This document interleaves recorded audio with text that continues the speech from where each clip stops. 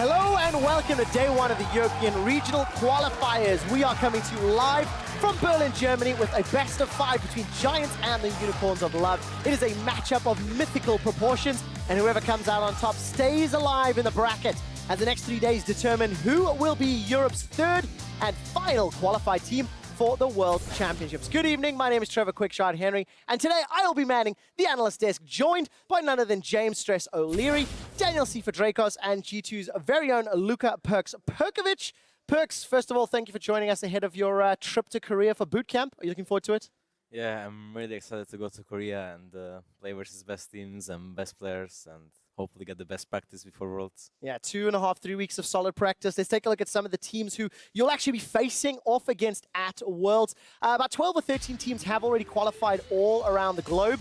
And of course, they are grouped into these different pools, which will then be drawn into groups later on in September. Of course, up in Pool 1, Rocks, EDG, TSM, and Flash Wolves joining Pool 1. Of course, that's the result from MSI has given the LMS that Pool 1 seed. Then earlier today, spoilers, it's already on the graphics, Samsung Galaxy claimed their spot in Pool 2 as well. So some real strong teams in the mix for this year's Worlds. And of course, as the weekend progresses, we'll be looking at the 2 qualifying international wildcard teams. The first matchup between INTZ and Lion Gaming, and the second, INTZ and Dark Passage, and then Lion Gaming and Albus Nox Luna. So Latin America North, a big surprise there, but it looks like they may see their first appearance on the world stage. Yeah, see how well they're going to perform. Perks, who are you looking forward to playing against? Looking forward to playing EDG and TSM and I heard you guys. Tigers. I heard you guys already had scrims with TSM booked. Is that true? Yeah, we do. And what about some of the other Asian squads? Have you started putting feelers out to try and play against them? On scrims? Yep. Yeah, I'm pretty sure we have booked with EDG and RNG and the Tigers. I don't know about the rest for now, but yeah, we have a lot of scrims booked already. So. Sick. I'm looking forward to hearing about those results. Just a quick reminder about how each of the teams qualify and how the seeding works. So first and foremost, the highest seed from a region will be the Summer Split champion. This is going to reward the strongest team in the league throughout the second split of the year. The second seed will be based on championship points. This rewards consistency throughout the season, throughout the year. And of course, the third seed will be the regional qualifier. And what that does is it's going to pit together the strongest teams left. In this case, Fnatic, H2K, Splice, as well as Giants, rather Unicorns of Love instead of H2K. And whoever is the strongest in the meta, they will be the team that then represents Europe in that third seed. But it's all about how they got here that builds towards the order in which the teams played. When we look at the seeding, it is all based again on those championship points. That is what is the determining factor. Giants and Unicorns of Love having the 2 lowest amount of the 4 remaining teams puts them in today's best of 5. Tomorrow, the winner of today's will face Fnatic, and then final boss time for Splice as they bag 90 points from that second place finish in summer. So all of the season counts because it's all about that road to Worlds. And you can see the teams like Fnatic finishing in the same round as Giants, but because of their spring split points, jump into tomorrow. Got themselves that extra spot. Who's going to win the qualifier? Who wins the gauntlet? Splice. Easily? Not sure if very easily, but I'm pretty sure Splice is ahead of the other teams. So, and they deserve it the most. I think they have been the most consistent throughout the whole split and came to finals as a team that gone from relegations to finals. So it kind of sucks for them to not go by points, but they will win the gauntlet, I'm pretty sure. Do you think there's any possibility they could choke on Monday? With that much pressure, with knowing they're one series away from Worlds? There is like 5% chance they can not perform, yeah. There is some small chances, but then looking at other teams, I think Splice will take it, even though like Fnatic and Unicorns have small chances, I think, to take it, but very small. Okay, so very small chances. Let's take a look at the bracket very quickly, because as we said, it's just that one spot up for grabs. It will be determined over the next 3 days. Whoever survives this gauntlet, which is do or die, on patch 6.15, no Aurelion Sol, no Kled. Win today between Unicorns and Giants, face Fnatic. Win tomorrow, face Splice. Do you think anybody can run the table, Sifa? I see. The thing is, I can never count the Unicorns out because as inconsistent as they are, which I think is still true, although they have tightened it up a bit. Sometimes that means like insanely strong levels of play. Sometimes they make really good decisions. We saw in their first quarterfinal against Giants, they were way more prepared for the meta, and I think we also saw them adapt and kind of develop some of their champion pools further as they move further in the playoffs. So while it may be rough for them, I'm curious to see what they can bring. I think a lot of people will be thinking, what about Fnatic? We know there have been some issues, so the question marks are there. We want to see how they perform, but that's going to be tomorrow. So they're always a question with Worlds on the line. UOL, maybe Fnatic. You're saying clear splice. I got a question for you guys at home. Who do you think is going to win the regional qualifier? Hit us up on your tweeting machines at LOL eSports, hashtag EU LCS. We will take a look at your answers and discuss them on the desk later today. Who do you think will win? Let's find out. Let's take a look at today's game and see who's going to survive between Giants and, the crowd said it, the Unicorns of Love. Quick history here. Unicorns of Love, they were the regional qualifier boss last year. They got taken down by Origin. And this is the closest that Giants have ever been to Worlds. We kind of feel like Unicorns are looking better, though. And as interesting as this history is, I think there's a bigger concern on the table. Something we have to touch before we go any further into the match analysis is that very recently Giants came out and said that they were not scrimming due to some internal problems. And of course, Unicorns of Love was not able to find a scrim partner with the remaining teams because both Splice and Fnatic were scrimming each other. So we're looking at two lineups that have not gotten to practice in the last few days or potentially the last week or so. And that could be really detrimental looking at the coming days. How hard is that, Perks? Well, personally, I think not screaming is like it's okay if you have already like screamed a lot, but I think Giants haven't and Unicorns have before. So I think Unicorns already have like a top on that because it's not like meta change, so they had to scream. It's just scream is like a warm up, you know. So meta didn't change at all since their third place match or quarterfinals match or whatever or semifinals. So. Unicorns definitely have an upper hand, while Giants, I think, haven't screamed ever since the quarterfinals loss. So That's tough. I think it's gonna be a pretty straight trio today. And it's good that you mentioned that too, that firm grasp on the meta, because last time we saw Giants play, it really didn't feel like they knew what they were doing in 6-15. It felt like Unicorns of Love were consistently one step ahead. We saw a lot of outdated pick ban strategies coming in, way more priority on Karma. So I'm curious to see if Giants, even without scrims, have kind of updated what they want to do. Right, but with a week of extra play on the cards, we saw a lot out of H2K in the Unicorns of Love series where, you know, all of the bans went towards Exileh.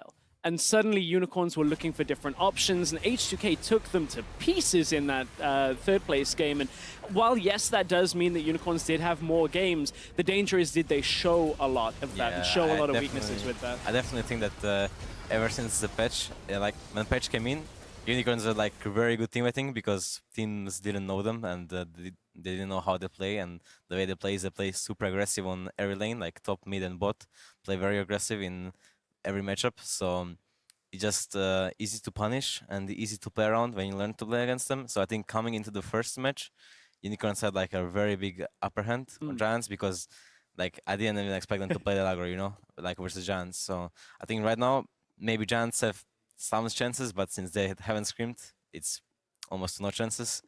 But yeah, Unicorns have definitely showed everything they've got so far. And that level of aggression is concerning because when we look back at their quarterfinal games, both Game 1 and Game 4 for the Unicorns of Love were super dominant. One in the very early stages of the game. Game 4, Kassadin, they had the Lucian as well. Both those characters snowballed out of control because of a single mistake made by Giants. And I don't know if Giants have improved their mental game, if they've improved their ability to adapt, but what we've seen is that Unicorns can get these early leads against Giants, and Giants really struggle to come back. All right, so Unicorns beat Giants 3-1 in the quarterfinals. The general feeling here is that Unicorns are stronger at the moment. I'm going to ask you guys for some predictions. As an update, Unicorns of Love as the highest seed have picked red side for game 1.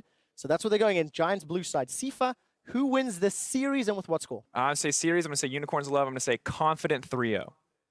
3-0, yeah, probably. Okay, I'm going to say 3-1 because I think there's going to be one game where Giants Knight will go huge. They will punish Exileh, but then Unicorns will adapt and finish it 3-1 for the Unicorns. Well, the crowd loves it. They want the 3-0s. They're definitely behind the Unicorns. The players are almost ready for picks and bans. It's handed over to the casters for the first game of our series.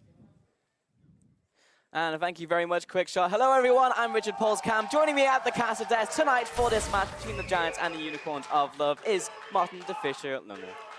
Thank you, Pauls. Happy to be here. Very, very important game. Honestly, Unicorns talked a lot about the road to Worlds, this split. It all started back, you know, a few weeks ago when they got into playoffs. They just managed to sneak into playoffs as the last seed.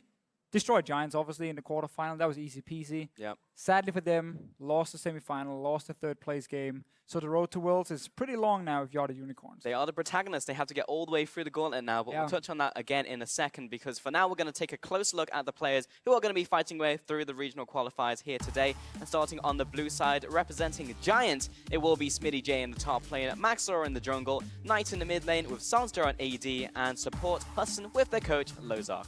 Yeah, and the Giants lineup, obviously, with a lot of problems. Not only judging from the tweets, talking about no practice, internal issues, but also just before that, you know, they didn't show up in playoffs, they didn't adapt well to the meta, so there were already problems. Now we just added more on top of it. And a lot of people didn't really have faith in the team, but we'll take a look at their opponents for today on the red side of the rift, representing the Unicorns of Love. Top lane, Vizicsacsi, jungle move, mid lane, Exileh, ADC, Veritas, support Hylissang, and of course their coach Sheepy. And as EpicSkillshot mentioned on the desk, as they are the highest seed, they will be picking red side for game 1, and we'll see what they pick on game 3 or 5 if we get there, because most people predicted a 3-0 or 3-1. Yeah, and I think it's a fair prediction. We have a team that not only, as we said, beat the Giants in the quarterfinal game, also then have played way more games here in playoffs, gotten way more practice on this patch against a team who just said they didn't even practice for this game because of internal problems. Like, you can't even highlight properly how big of a favorite Unicorns should be, but they tend to falter when they are the big favorites, because we don't get to see that crisp, consistent play always from the Unicorns. It's not just that as well, because over the last couple of weeks, we've seen teams pick them apart as well. H2K, for example, in Krakow, very clear what they were gunning for. They banned out Exileh. He had to go on his B tier picks and then just didn't do well at all in that series. And Unicorns also picked themselves into a corner with their first picks. Definitely. We saw a lot of first pick jungle for them, like Rek'Sai 3 games, 1 Gragas, which is not really something that favors Unicorns, because Move is not the most impactful player on the team. So when you value his pick so highly that you sacrifice other members, then you put yourself in a disadvantage. Because if you've never watched Unicorns of Love before, it's all about the soul laners. I want to see this final ban be the Vladimir and just completely take away Unicorns, or first pick the Vladimir, taking it away from Unicorns as well. That will put Exileh on one of those B tier picks. Exactly. You don't have to ban it, but you have to take it away from him, because we want to see Exileh play different champions and actually be successful on different champions. Whenever he's pulled out LeBlanc lately, it's not been that great for him. He's not played Talia yet. I mean, this is obviously a first pick Vladimir, because you just ban Exileh's main counter pick to it, and Cassiopeia is banned on the other side. So Unicorns should just ban Vlad here, to be honest, and don't play with fire. Just respect it. I actually really like this from Giants, because what we were talking about before we were going on air is like, are they literally just going to copy what happens in Krakow? Why not? The answer is yes. Vladimir gets banned, so Giants can't pick it. Now Unicorns, we have to see if they have anything else in the bag, which I hope they do over the last week or so. Yeah, now because of all these target bans towards mid, there's quite a lot of options. We have a Sivir first pick, can be up there. We know Elise is a big pick from Maxlore, specifically because he wants to try and snowball his own solo laners, funny enough, against the Unicorns of Love. Then there's always the top lane like Shen, Gnar, GP. There's actually a lot of top tier picks available. So right now, there's not a clear first choice. I like Sivir in almost every single situation. She's the best AD carry, so I think this is pretty smart from Lozark and Giants. I want to see what the picks are from specifically the solo lanes, really, from the Unicorns of Love. Chachi has put a lot of focus towards Shen, and that's going to be first rotation as well. I was wondering if there was going to be a Gnar coming out. He's picked out a bunch recently, but personally I haven't been anecdotally super impressed by the pick, particularly before playoffs as well. And typically he does prefer the Shen. He will like someone to pick Gnar, and he'll pick something into it. Yeah, so now we expect a pick like Gnar from SmittyJ against Chachi, because SmittyJ is very much his like carry top lane style. He wants to be on a split pusher. That's where like Gangplank doesn't fit all the European teams too well, because they want split pushing top laners very often. And while GP can split push, it's not his main role. He's just a fantastic team champion because of his global. He offers the fantastic scaling into late game fights. Things like Gnar, things like Irelia can really like just snowball the lane and just become that pure split pushing champion. And that's why a lot of these European teams like it against Shen, and we see it once again here from Smitty. They hovered GP for a second and then went back to the Gnar. Well, with the Rek'Sai being taken off the table, they won't go towards the Gragas. They'll pick up the Elise here from Giants and the Gnar for top lane. So pretty much what you were just talking about. Yeah, exactly. Like, this is a Maxlore special. He wants to be on an early game jungler, and both these teams know how they want to play. Like, funny enough, they don't come in being like, what are we doing? Yeah, you know, they're like, Unicorns is about the solo laners, Giants is about the solo laners, especially like just the overall the top side half of the map, the Holy Trinity with Maxlore, SmittyJ, and Knight together. So you need a champion that can snowball these early picks and also set Chachi and Exileh back, put them underneath the other Giants members. We'll see, we'll see. We've got 5 seconds left until Unicorns pick up their next 2 picks. And what will it be? Veritas on a supporty ADC. Makes a whole lot of sense. Done really well on Ashe so far. And Nidalee going to the jungle full move. So going to be more aggressive here. We typically see him on Gragas or Rek'Sai. So we'll see how he does on Nidalee. Yeah, again, I think Move is the kind of guy who doesn't excel when it comes to like great jungle pathing and out jungling, out tempoing the enemy jungler. He's more of a guy you just put on a team fighting champion or like an early ganker like Elise. So this is a bit of a surprise. Also, I actually don't like Nidalee with Shen at all. I think Shen is really good with champions who wants to dive in towards the backline. Nidalee is the opposite. She stays back. She wants to poke, heal the AD carry up, buff the attack speed. Like, you have 3 champions from Unicorns of Love who very much wants to sit in the backline, and then you have a champion like Shen who wants to dive the enemy backline. So they don't actually align right now. And I don't think we're going to see a mid lane pick that wants to dive the backline either. I would like to see Taliyah though, just to switch over to Giants here. I think it is such a good pick right now, and it's a pick we know Exileh has been playing a little bit of, or he's tried at least when we watched some of the solo queue games. Doesn't get to show it this game. I think it puts more of a pinch as well on that mid lane from Exileh, because if that was one of the picks that has transitioned into his like quote-unquote A-tier picks, then we'll see where he goes from here. I mean, they have the Karma as a flex, so they could put it in the mid lane for Exileh, and then he takes that type of role.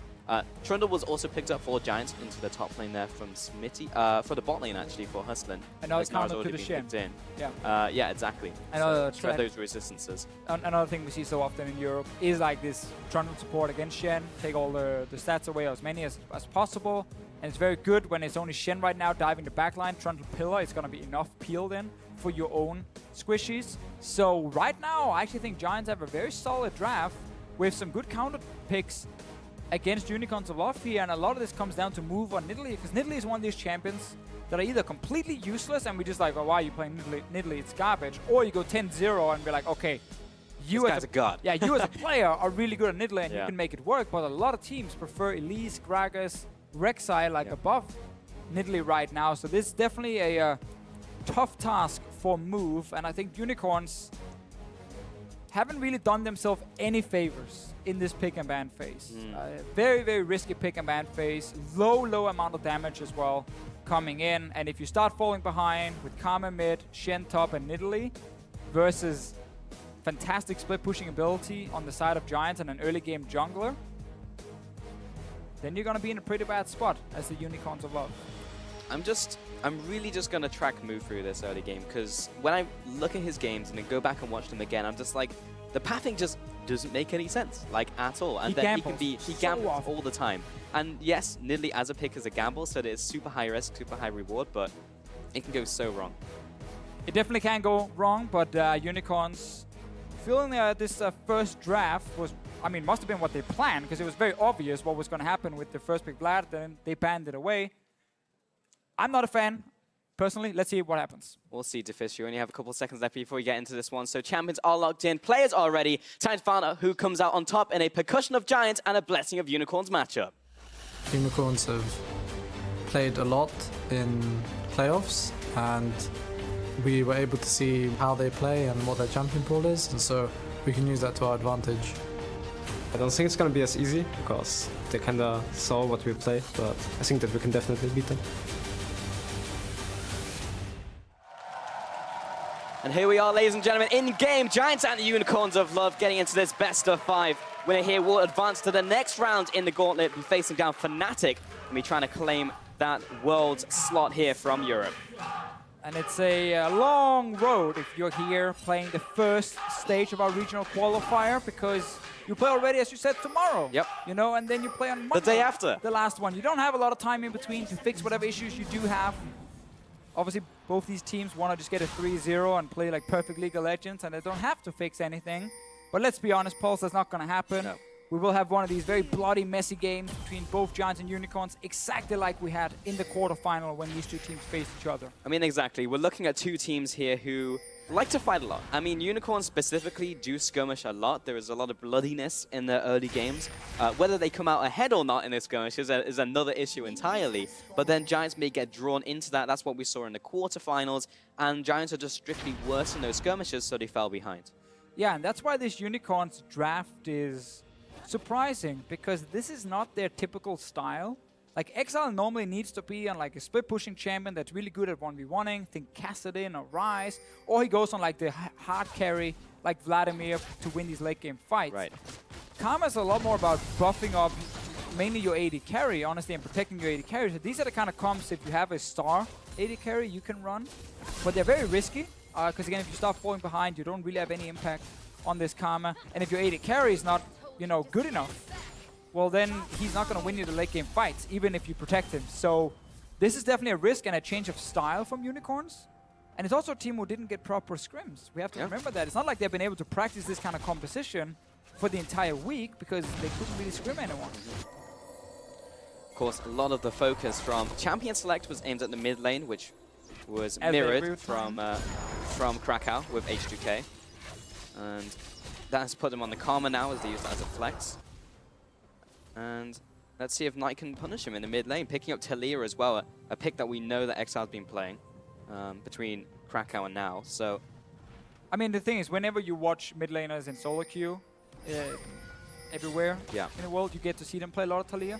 So it's not like the person can't play it at all, because we've seen all European mid laners use it in solo queue.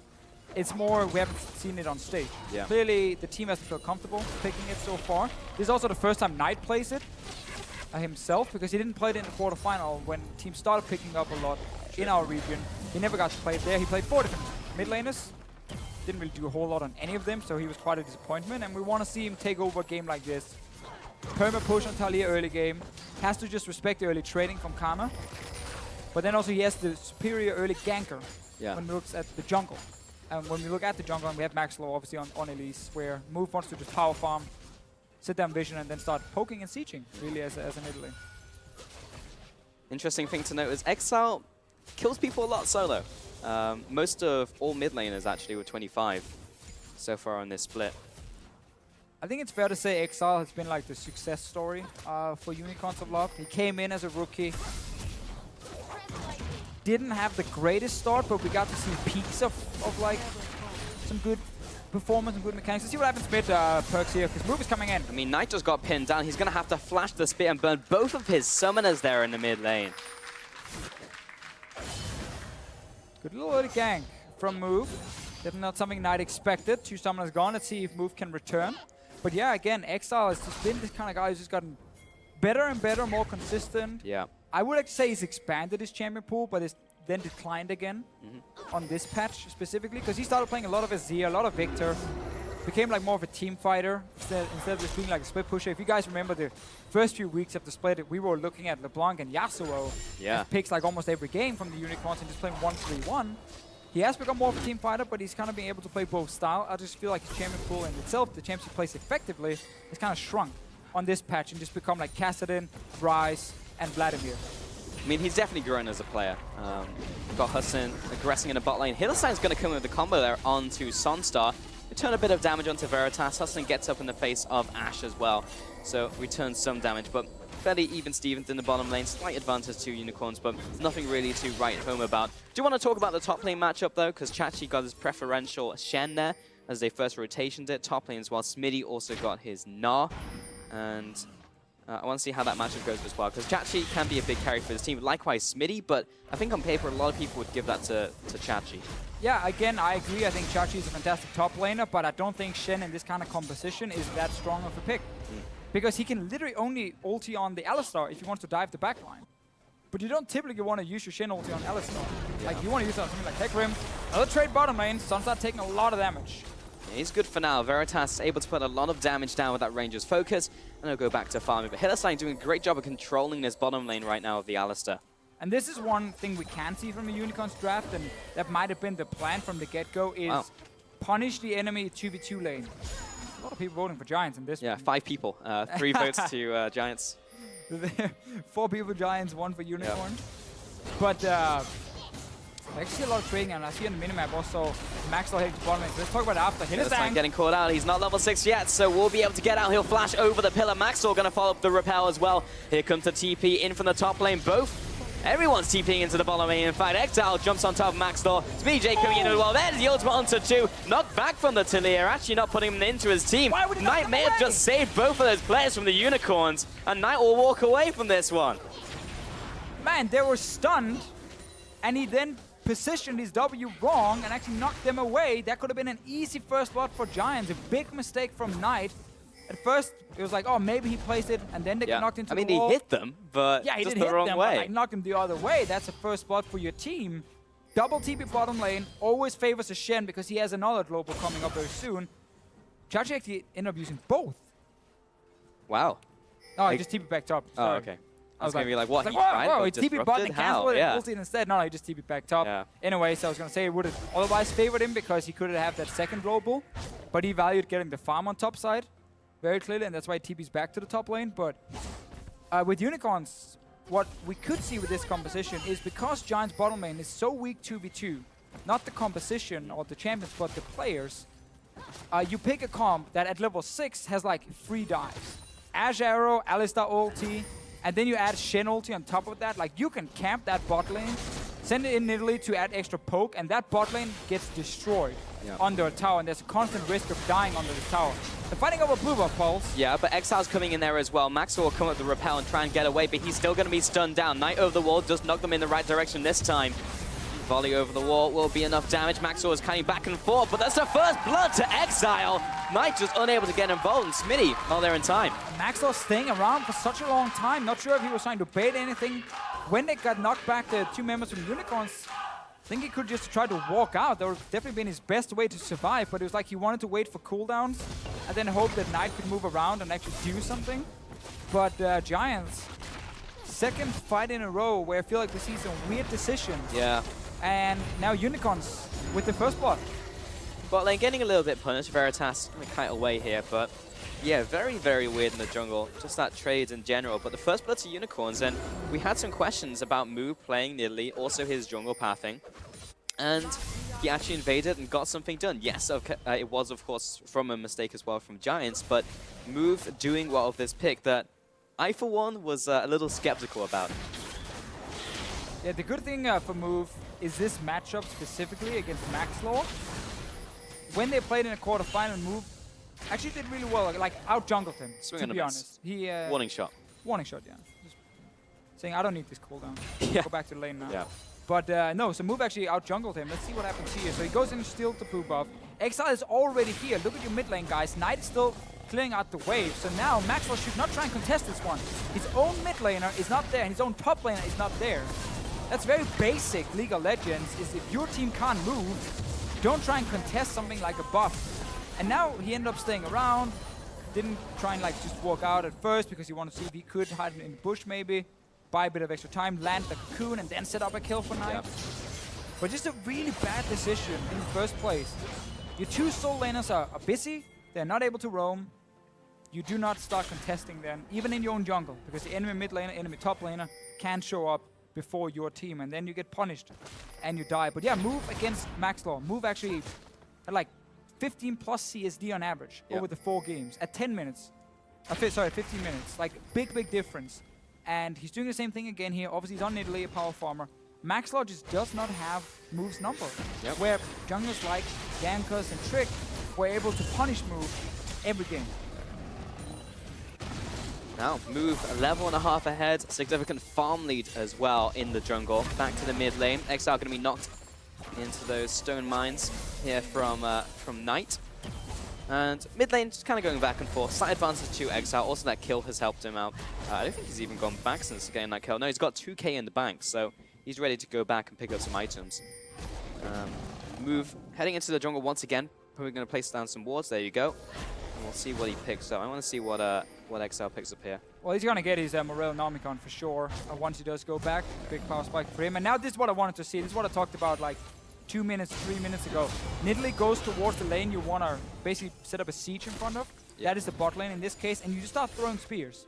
and if you land 1 or 2, well, then you force them back. If they stay, you have Alistar, and you just dive them. And there's the dive. He's got level 6. He's got brick wall. Will Hustlin dropping low. He's underneath the tower. Veritas trying to put the damage down, but he's running out of the ultimate. And Veritas caught under fire. Turns around the volley, and SONSTAR and Hustlin both survive from that dive. Yeah, you even had Shen ulti to use here to guarantee those kills and force Giants away and get that first tower. But I think Chachi was fighting. Oh! Snipe down from Move. The Korean sniper. I like the spear. SONSTAR dies with flash. And also a quote from a great philosopher. His name is Sven. Sven, yeah. Is that you can't get hit by a spear if you have a mouse. I'm not sure when he's from. He's a famous guy. I think maybe back in ancient Greece or something. Got it, got it. But does that account for whether you have vision of them, or is it just all times? well, seeing as he didn't have full vision, Yeah. we can kind of accept he didn't dodge with the mouse, but then you have flash. Got it. And like Okay. you will see the spear in time. So if you have a And then keyboard, snipe then there's no way. Smitty gets into mega form. He's trading off against Chachi. I feel like Chachi's actually just winning this one-on-one though. Straight up, I have no idea what Smitty was thinking. Jumping into a Shen so he can land his full combo on you and get the dash through with Q. Don't understand it. I'm really confused, Pulse, with how Giants are playing this first game. I'm actually not confused. I'm not surprised, because this is what happens when a team hasn't been able We to set it practice. up. This is what we said before the game. Like, a team literally went out and said, we haven't been able to practice because of internal issues. Now Knight is gonna die. He's low on mana. He's gonna pop the Q. See if it's enough damage onto Exileh. No, it's not. Chachi dies him with low HP. He's good to go. Or maybe not. Maxlore. SmittyJ will finish him off. Gets a bit of revenge. Move now trying to pounce away, but he's niddling. There's no catching that kitty. Meanwhile, on the bottom lane, Hustlin and SONSTAR chasing after Hylissang. But again, it's just a bit of trading. In fact, Hustlin, he's just going too deep. May even pay for it for his life, but Subjugate will keep him alive. Hylissang has his ultimate, but won't need to pop it just now. A lot of fighting, as expected as well. Like, every lane consistently or constantly just fighting each other. Junglers have been joining here and there. Mainly Move, though, and also with that great snipe in the bottom lane. Maxlore not really been able to have much of an impact early on here. Was only part of the 1 kill on top side, and that's been it. And now we're back to sieging bottom lane, guys.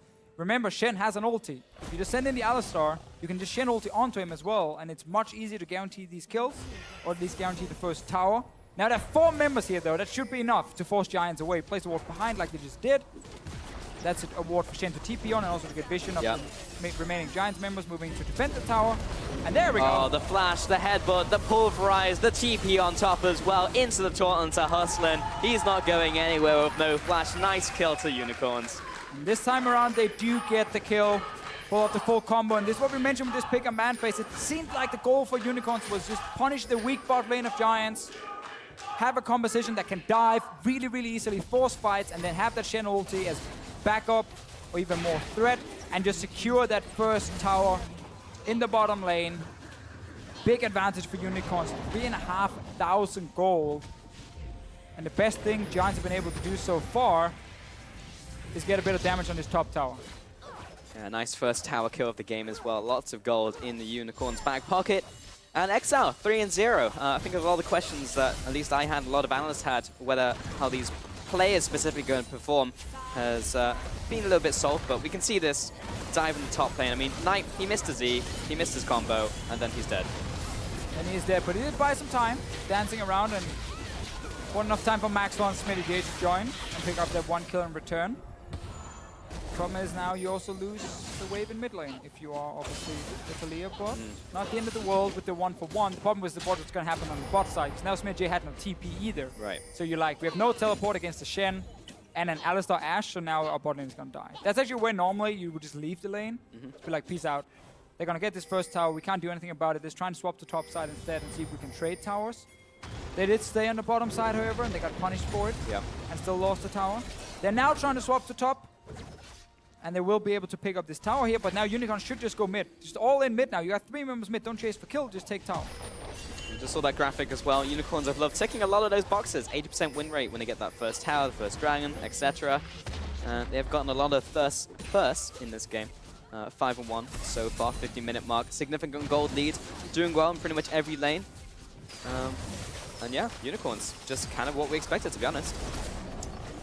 Yeah, definitely feels like watching the quarterfinal all over again, honestly, where Unicorns just had a much better early game in almost every game except for game 2. And that was the game they lost, funny enough.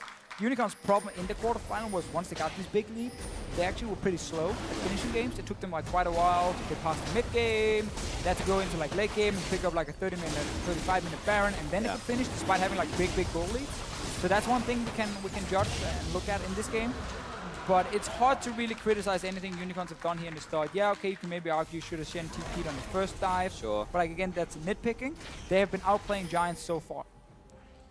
But Giants aren't really able to get their composition running, right? Like, they're falling behind. They can't really use the split push very well right now. I mean, Chachi is doing pretty decently in that lane, so he's going to be a big blocker for the Nara if he wants to split push.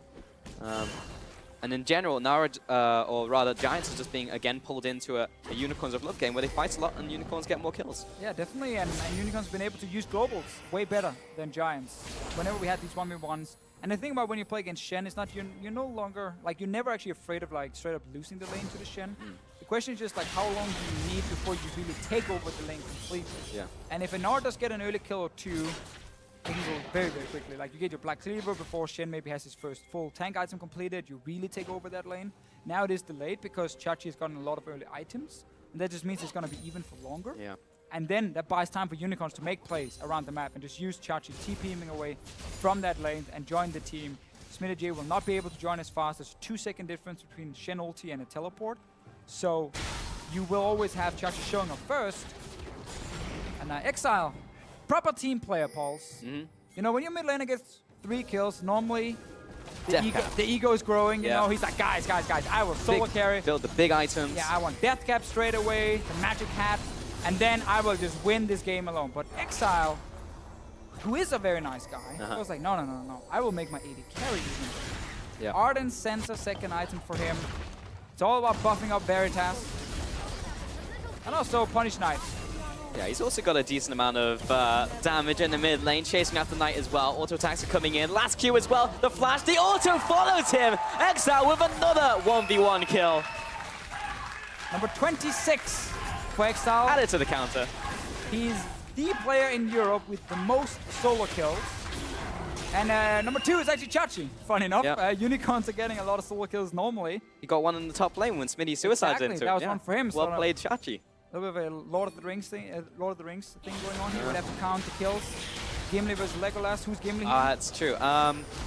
Maybe Chachi, because he's like melee. Oh, Chachi's oh, Gimli. move. All right, Exile's a Legolas. Maybe moves Legolas in this game, though. Holy crap. And also, there's actually someone with a bow. But Veritas, you're not Legolas. Yeah, get out of here. No, Exileh. It's cool enough. No, he doesn't have the solo kills. He's always got someone by his side. I feel like Unicorns are taking over the game. You think? And almost 3 towers to 1. No big matter gold what advantage. they do, it just seems to work. Like, land every ability on the enemy mid lane, and then you Yeah. flash too late. TP top. This might be the comeback. Man, it feels so slow now with the TP, but here comes Maxlore. Smitty, he's almost into Mega Form. Hylissang is taking a lot of damage. Veritas only now jumps away. There's the big Nara ultimate of the 3, but he doesn't get a lot of stuns. There's a first kill on tonight, and this is quickly going wrong for the Giants lineup. Move sniping down from the sidelines. Chachi with the kill. Hustlin trying to dive into the bush. SONSTAR is the last one remaining. He'll flash away the combo, but the spear will land. 4-0 Unicorns, complete domination of this game. Yeah, it was Giants trying to set up a play here. They knew it was a very tough call, very hard play to execute, but you are this far down already. They just wanted to try. Sadly for them, it now looks even worse than it did before. Not only did you spend a lot of abilities and cooldowns, you also gave away 4 kills to the Unicorns and a Baron. Oh man, it just spawned as well. The instant spawn on that Baron. I actually wonder what like the fastest Baron time is of all spit. It's going to be obviously someone taking it as soon as it spawns, but that was 14 seconds. So it took 14 seconds to burn that. I remember another Baron. game we had in Europe, it also got taken like super quick. Yeah. Might have just been about 10, maybe 15 seconds. So this is the setup. Get SmittyJ in there with Meganar. Actually, Talia got interrupted, so her wall didn't go up. And it's a good ulti from SmittyJ, but the problem is there's no follow-up. You already spent like all your cooldowns trying to engage in the first place, and no one can actually dive in with you other than the Talia, but Talia didn't get to follow. So Here we are, Pulse. Here we are, Deficio. And look at the battlefield. There's 4 dead members from Giants. The remains of Giants' corpses everywhere. Percussion of Giants not doing so hot. But they may get a gank onto this stray Unicorn in the bottom lane. He's all by his lonesome. He's not even Unfortunately, taking this damage. Unicorn is just not even taking damage at all. They only got through the shield, and he just shrugs off the damage. That was 3 members committed to Chachi. Unicorn's gonna take a mid tower instead. SmittyJ, you better jump away. All right, he's good. SmittyJ, not Jesus. I said cheese it, not Oh, I Jesus. thought it said Jesus. No, he is the Holy Trinity, not so hot this game, Deficio. No, definitely not. He's not part of the Holy Trinity today. More like Illuminati. As Unicorns, I mean, this is one of those games, right? You're in solo queue and you're just like, you're 110, you have a 10,000 gold deficit, and you're like, it's just open mid. Yeah, I mean, And this Europe, time it's the best of 5, luckily. Europe, so. obviously, you would have said open mid around minute 8 or 9, Yeah. probably. The classic European mentality, but that's not something we want to teach. No, Giants are in their promos. At all. Yeah. They got this Giants best of promos, 5. we wanna keep They're losing trying. game 1. But don't worry, guys. They've got plenty more to go. Oh man, I mean, if you had any confidence going into this game in the first place, it's completely gone now. Yeah. Like, you just got destroyed. And you even had a good draft. I like Giants' draft here. It's definitely not bad. Oh, Maxlore, no, not like this. He's dead, he's done. Hustlin knocked into the team. He's just a lonely trundle.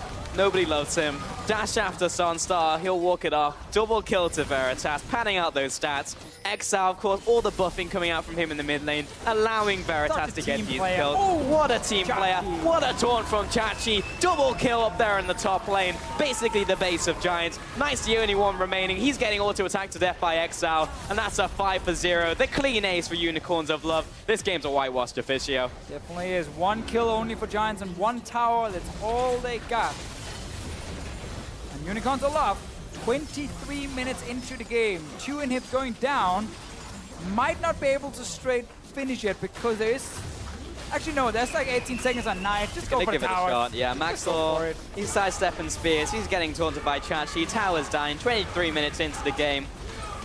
And Unicorns, what a game from them. Just all over Giants. And they're going to focus down the Nexus here. Chachi, everyone, just pounding on the Nexus, panning out their stats as well. Trying to get that KDA rolling. And Chachi's going to be knocked into the tower, but that's the Nexus going down. Game 1 to the Unicorns. Fastest game of the split. I feel like first game shows the trend of this series, then we can book a table around 9 o'clock and Yep. go get some dinner. Some This pizza, yeah. could be a very, very quick one. Giants, again, I felt like draft was okay. I like the draft. They forgot to load I like into the Bamf as game, well. obviously, and that was a problem. They got absolutely destroyed. Yeah, can you say bodied? That was game 1 of this best Every of lane. 5. Every lane got destroyed, and then they play in the bottom lane. The second time around when they got to play in the bottom lane, Giants honestly didn't even look like a team. They were just 5 individual players. Yep. And Unicorns, obviously, while yes, they have lost in the semifinal, lost in the third place game, they've gotten a lot of practice on this patch against a lot of the best teams in Europe. Yep. So they're obviously looking way, way better than a team who's barely practiced for 3 weeks. And that's exactly what we saw. We put it all into practice. And Giants, okay, they did copy the style that we saw come out from H2K, or rather the strategy that we saw from them basically carbon copied into this game, ban out Exileh in the mid lane, force them on something else, take away some of these other picks, and then that still wasn't enough because they couldn't execute in-game. And from there, I'm just thinking, well, what do Giants do? Like, what can they improve on from game to game now? Everything. Because, well, yeah, but how can they do it in the next, like, 5 minutes or so while they're off stage? I just don't see what Giants do from here. No, I think all you can do as Giants is honestly start almost laughing at this game and just kind of forget it. Yeah. And then go in with the next game with the mindset of there's nothing to lose because we are right now a weaker team.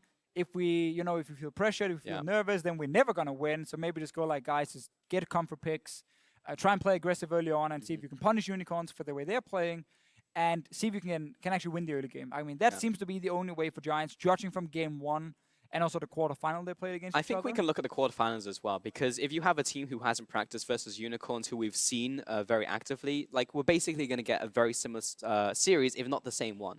And it may be even worse for the Giants if they get 3-0'd here, and that's what the analyst desk was saying as well. So, really... Yeah, it's bad when the analyst desk actually look to have the correct predictions for once, because we normally have the opposite. Usually awful, yeah. Like normally everyone we're who's on terrible there at has predicting, but awful right luck. now, Judging from game one, it looks pretty good for Unicorns. Yeah, I'm predicting a 3-0 here after that game. Solid prediction, Pauls. Either way, the Unicorns have fired their first shot in this best of 5 over Giants. So let's head over to the analyst desk to break down how it happened.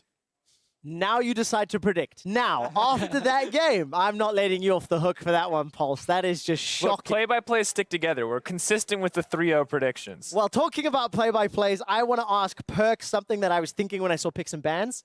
Initially, I felt like Unicorn's draft was sort of very early to mid-game focused, and like scaling was more on the side of Giants. Do you think that's fair to say? And what did you think of both teams' comps? Well, somewhat fair to say, yeah, because Giants do have like Sivir and Gnar in later stages of the game, where like Gnar and 2 items can just pressure shine out of the lane in their own silent. But Unicorns do have like I don't know that much about the bot lane matchup, but I think it's like 5-5, and if Unicorns get to push in, they can easily set up dives with Nidalee, who is a pressure jungler, and Shen, who is good early game for diving bot lane. That's why Shen is picked. If you have like an equal or winning matchup, you can just dive bot. That's what they did, and I mean, also before that, there was like some trolling from Giants, so which made the game a lot easier. I mean, I look at this draft, and I just have issues with the third ban from Giants. It's like, you banned the Cassidy, you banned the Ryze, it's good. You know you force Unicorns basically to ban the Vlad or it's getting first picked by Giants. And then they ban a Nivea. Like, Cassiopeia is already out of there. I understand you don't want another kind of matchup into the Vlad, but do you really think Unicorns are going to just go like, I guess we'll let you first pick the Vlad? And then, because they ban a Nivea, Shen's available, Nidalee ending up further down the draft is available. So I take exception to like banning a Nivea and all-inning on your first pick being Vlad. Yeah, but I mean, we're talking about Nidalee. When has move outside of banning the Rek'Sai been, Nidalee ban-worthy? The man is horribly inconsistent in the jungle. Like, you can't afford to focus your bans on move. But then I would say Shen instead of the Nivea. Oh, I would pre the Shen after that performance. Yeah, Shen would be a good ban, yeah. Even though there's not much reason to ban Nivea because it's not that strong. You guess it's just like some counter to Vladimir, but it's not even counter to Vladimir because Anivia, the AD carries play like Ashe and Jhin in Unicorns, and they have to go mid, and Anivia has to stay mid too, so no one can go silent. And Vladimir is like really OP on silence, so I don't think Anivia can counter Vladimir. Maybe after level 6, but Vladimir can just equally farm. So there's no reason to ban it, but they just ventilated. If you're watching on YouTube, rewind and listen how when the Kung Fu Master speaks, everyone shut up. That was amazing. Just a quick update. I have heard that Giants have elected to take blue side once again in game 2. They're going to try that one out. You were talking about move being horribly inconsistent. Maxlore and some of the use Perks' wording trolling. Is that the right term? So as we look to pull up a replay here, we can look at some of the early game decision making coming in from Maxlore, because I would say it wasn't just questionable. It was awful. We're actually going to take a look at this initial dive, it looks like, as we jump ahead here. And so this is less to do with Maxlore, and this is actually one of the good instances for move. Of course, we're going to see some pretty clutch spears coming in. This was not the replay that we wanted. I mean, but we're adapting on the fly. I do believe that Sivir doesn't have a mouse. Can you guys agree with me? Actually, this Maybe one... don't see it here, but Sivir gets hit. So and he has, I don't know if he has Pulse up, but he has mouse, and he has a flash.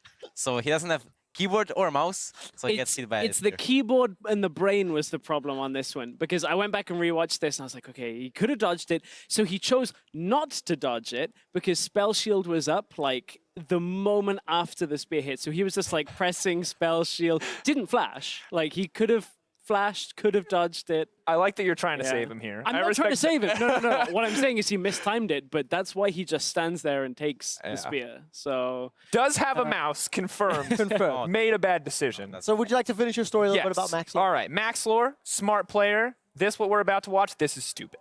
He makes a very poor decision. We should pull this up here.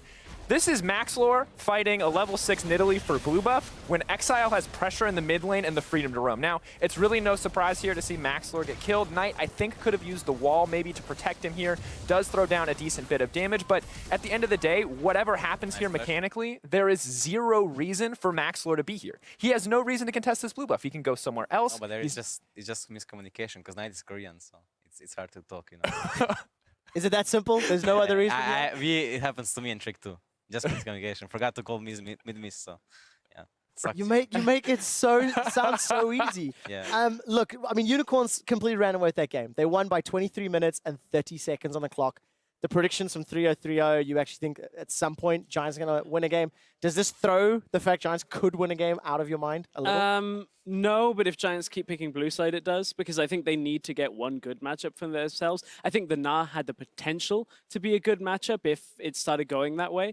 But if you don't have a pick for one side, I don't buy Knight if he has to like blind pick, or not blind, but pick Tillia into flex. I wasn't impressed. If Knight is the guy that also has to step up, he has to be talking to his jungler and not let some of those miscommunications happen. Do you think there's any way Giants can sort of deal with that level of aggression that Unicorns put forward? You know, like how do you bounce back going to game 2? I think Giants have no hope. But that's just what I think. If I was Giants, I would went for bot lane that's like 5-5, like again, and then top lane that's should be a winning matchup, even though I think Nar is like 5-5 with Chen, and then he should win on one item, but he didn't win on one item, so I guess he just misplayed. And mid, I think, has to be the pressure point for them. And also, I think very important is jungle matchup. I think Maxlore needs to have a stronger jungle matchup, because Nidalee... Simple, just those few things. Because Nidalee versus Elise is like, if Nidalee gets a bit ahead, my trick says game boom, the game is over. But like Nidalee got ahead and he was still like equal farm to Elise, which if it was Spirit Nidalee to this Elise wouldn't be able to farm. So I think Move could have still played better with his advantage, but I guess the game was just over from other lane, you know. Could have done better. They still won in 23.5 minutes. Gentlemen, that is about our time for now. We're going to take a quick break. Don't go anywhere. When we come back, we'll have game 2 of the European Regional Qualifier between Giants and the Unicorns of Love. Game boom. Instead of attacking what's closest to your champion, you attack what's closest to your cursor. Oh yeah. Do you use that? I mean, yeah. I mean, yeah. Force Giants away and get that first tower, but I think Chachi was fighting. Oh, snipe down from Move. And this is quickly going wrong for the Giants lineup. Move sniping down from the sidelines. Chachi with the kill. Hustlin trying to dive into the bush. SONSTAR is the last one remaining. He's killed. Oh, what a team player. What a taunt from Chachi. Double kill up there in the top lane. Basically the base of Giants. Well, that's the Nexus going down. Game 1 to the Unicorns.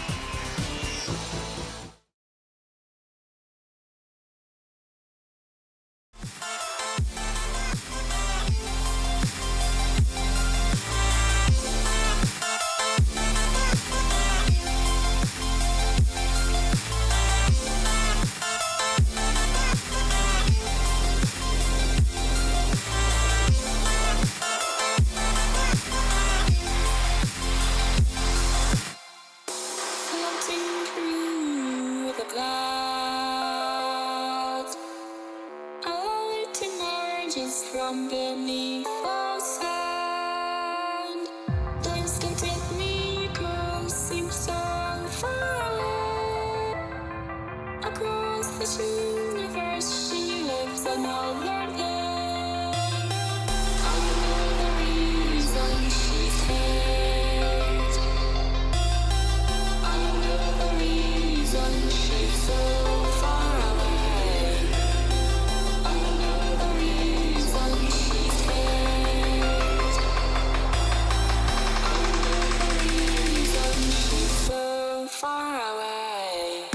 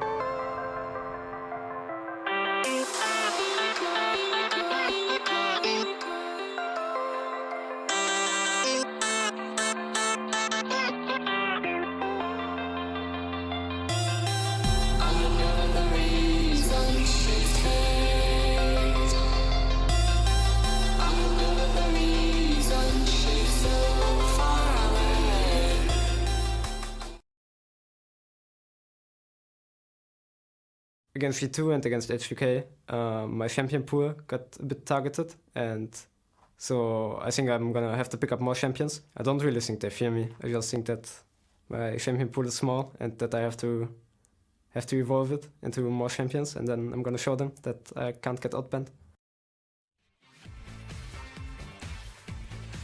And that's pretty much what we were talking about, Deficio, that smaller champion pool. Not the fear, it's more, can we ban him out? Can we put him on a B tier pick and then exploit that? And that's what Giants tried in game 1, but didn't go so well. Well, that's step 1 down. Put him Yeah. on a B tier pick for him. And Step then- 2 is then actually execute in-game. Yeah, step B to Z, not so great. Right, they kind of forgot that part. Yeah. So, yes, they had a pick and ban phase. That was fine. This game was by no means lost in the pick and ban phase from Giants. They had a good strategy.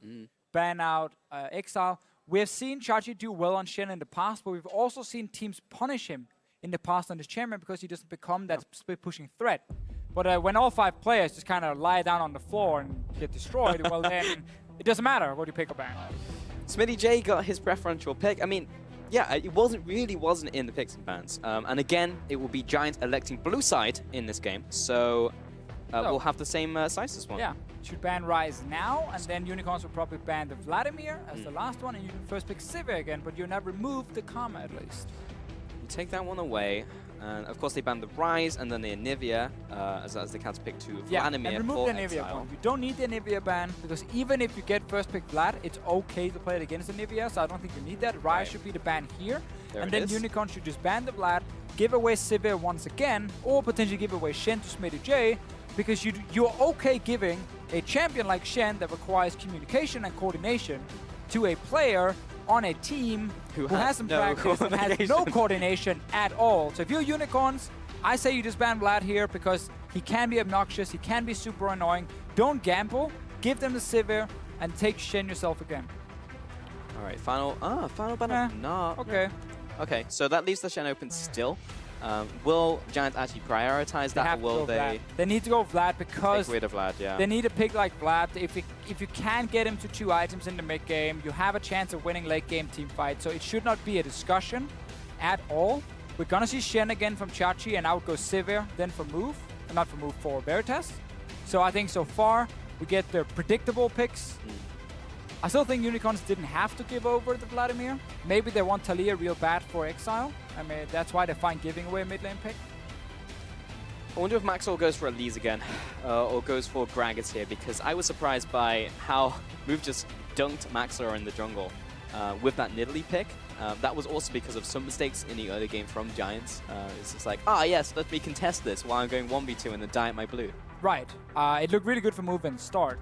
Now I'm just only looking at CS. I'm not. I know obviously he was still doing well and everything, but like, so he was up in CSD, you know, on Nidalee, which is a big thing for Move. Towards the end of the game, he actually was behind slightly again. I don't know how, but like he was just farming champions. Maxlore was maybe just farming the lanes while his lanes were just dead. He was obviously taxing. he was just taxing lanes. It's not anything on Move. It was just a little personal. A bit of a snippet. A bit. No? Oh yeah, obviously Nivea is available, so they picked that against Vlad. Again, predictable. Except I actually went like, oh, Talia. You know, but I didn't even think about it. Nivea was available. We just spoke about it in I know. Well, there's the Lucian as well, picked up for SONSTAR. So not going to be picking up a utility ADC. Going to try and win the bottom lane against Sivir. Good matchup. Yeah, definitely one of their counters after level 6, the Lucian against the Sivir. I mean, if I'm Giants, honestly, I might just lock in like a... Is there range support available that Hustlin actually plays? Probably not, because Karma is banned. But like, you need something that can really win his lane. I'll go Trundle here, myself. It's a counter pick, obviously, against Sivir. Why wouldn't you pick up like Braum, for example? Because, so Trundle, you just put the pillar behind Sivir and his spell shield does nothing. And also you take away the stats from Shen top. So I feel like Trundle is far and away the best support pick here of the melee supports Hustlin plays. Yeah. Braum against Sivir is not always the greatest. It can be very hard to apply your Q due to a spell shield. So I think Trundle makes a whole lot of sense. But at the same time, in the last game, Hustlin just activated his Q on Trundle and just ran forward instead of using it to like properly, like, you know, auto attack, Q, auto attack. So maybe he's like, I'm not comfortable on playing the difficult Trundle mechanics. So despite that, it's going to be the Braum regardless. I mean, so why would he pick it? Deficio's face contorts. It's like, ugh. Why would he go Braum here specifically? Like, Braum is almost never a bad pick. Obviously, you can block the boomerang or some of the auto attacks from Sivir. That's just the one boomerang you really block, and it's not even that big of a deal. You block a spear from Italy, again, not that big of a deal. You can't block a flying Shen, so... No, you definitely can't. He's not a projectile, unfortunately. I mean, maybe they just really like the Lucian Braum lane. Yeah. Like, it is a lane, It's obviously, good. where it's so easy to apply the stun from Braum, and like you can play it as a kill lane, basically, especially after level 6.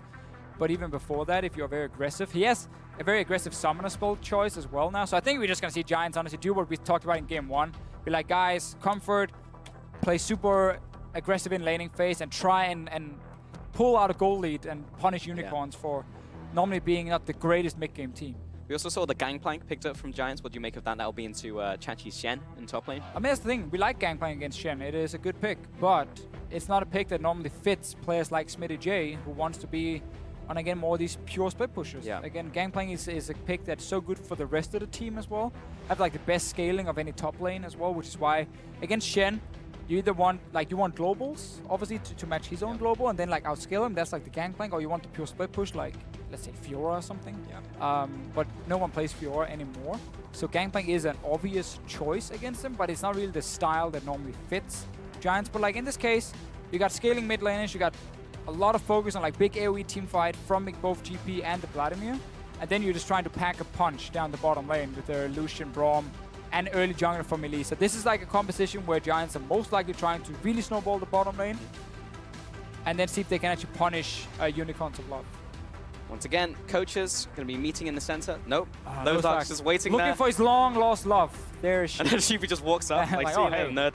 All right, going to be shaking Playing hard to hands. get. Playing hard to get. Classic there you one, go. classic one. Love hurts, you know. It's following the whole Unicorns mantra. Final pick was Tarek as well. If we didn't mention that, coming out of Picks and Bans, going to Hylissang, something he's played a bunch.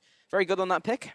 Very good in these big, messy fights, getting into these skirmishes as well. Didn't mention it last game, but join him on Twitter and use those hashtags GIAWin and hashtag UOLWin. We'll be checking on what you guys think when we get into game. Pretty sure only 5 of you voted last time as we had the 80-20 vote. So I'm sure we can get more of you voting now as we get into game 2 of this best of 5 between the Unicorns of Love and Giants. 1-0 lead to the Unicorns. What a lead it is, Pulse. It's not just a 1-0, it was a crazy stomp. Yeah. You say it was the fastest game that we've had? It was the fastest game of the EU LCS. Yes, it was insane Yeah, to quite watch, fast. honestly. Baron into win. And what really stood out to me was the fact that Giants had individual members in each lane who actually managed to mess up real bad.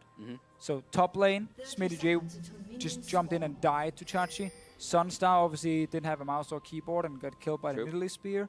Maxlore waited in near his blue buff, got killed as well. 1v2. We had Knight in the mid lane who flashed too late and died 1v1 to Exileh. Like, a lot of his Ws.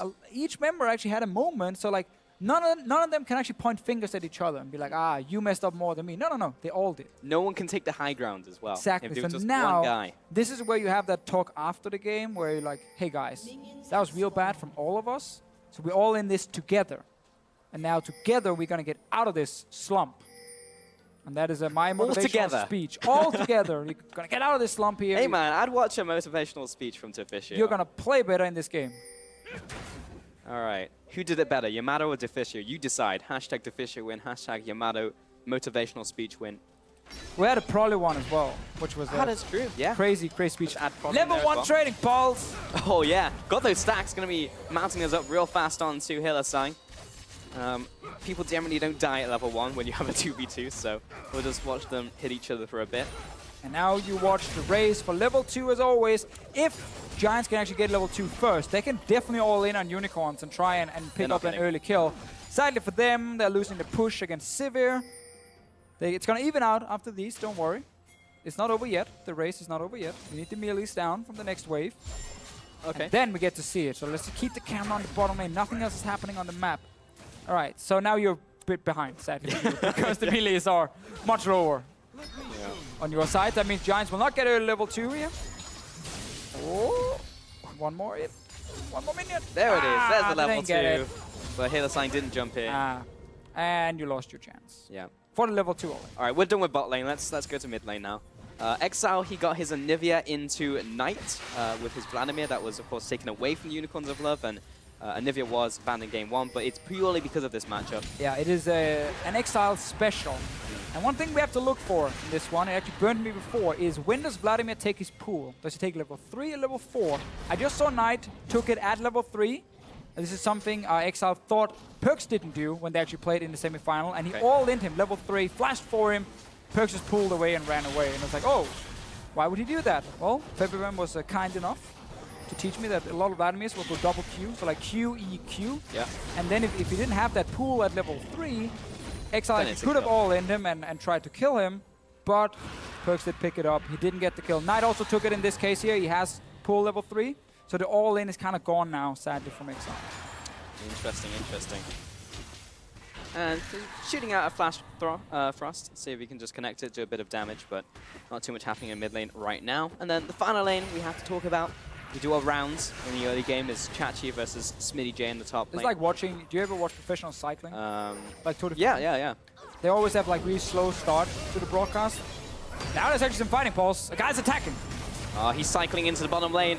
Hylissang, a lot of damage going on to him. Hustlin trying to chase after, but unfortunately SONSTAR can't really get in range. They also used Ignite on that one, but 2 summoners from the Unicorns of Love. He tried to get away from the group. Sadly, he couldn't really create a gap, so he's back.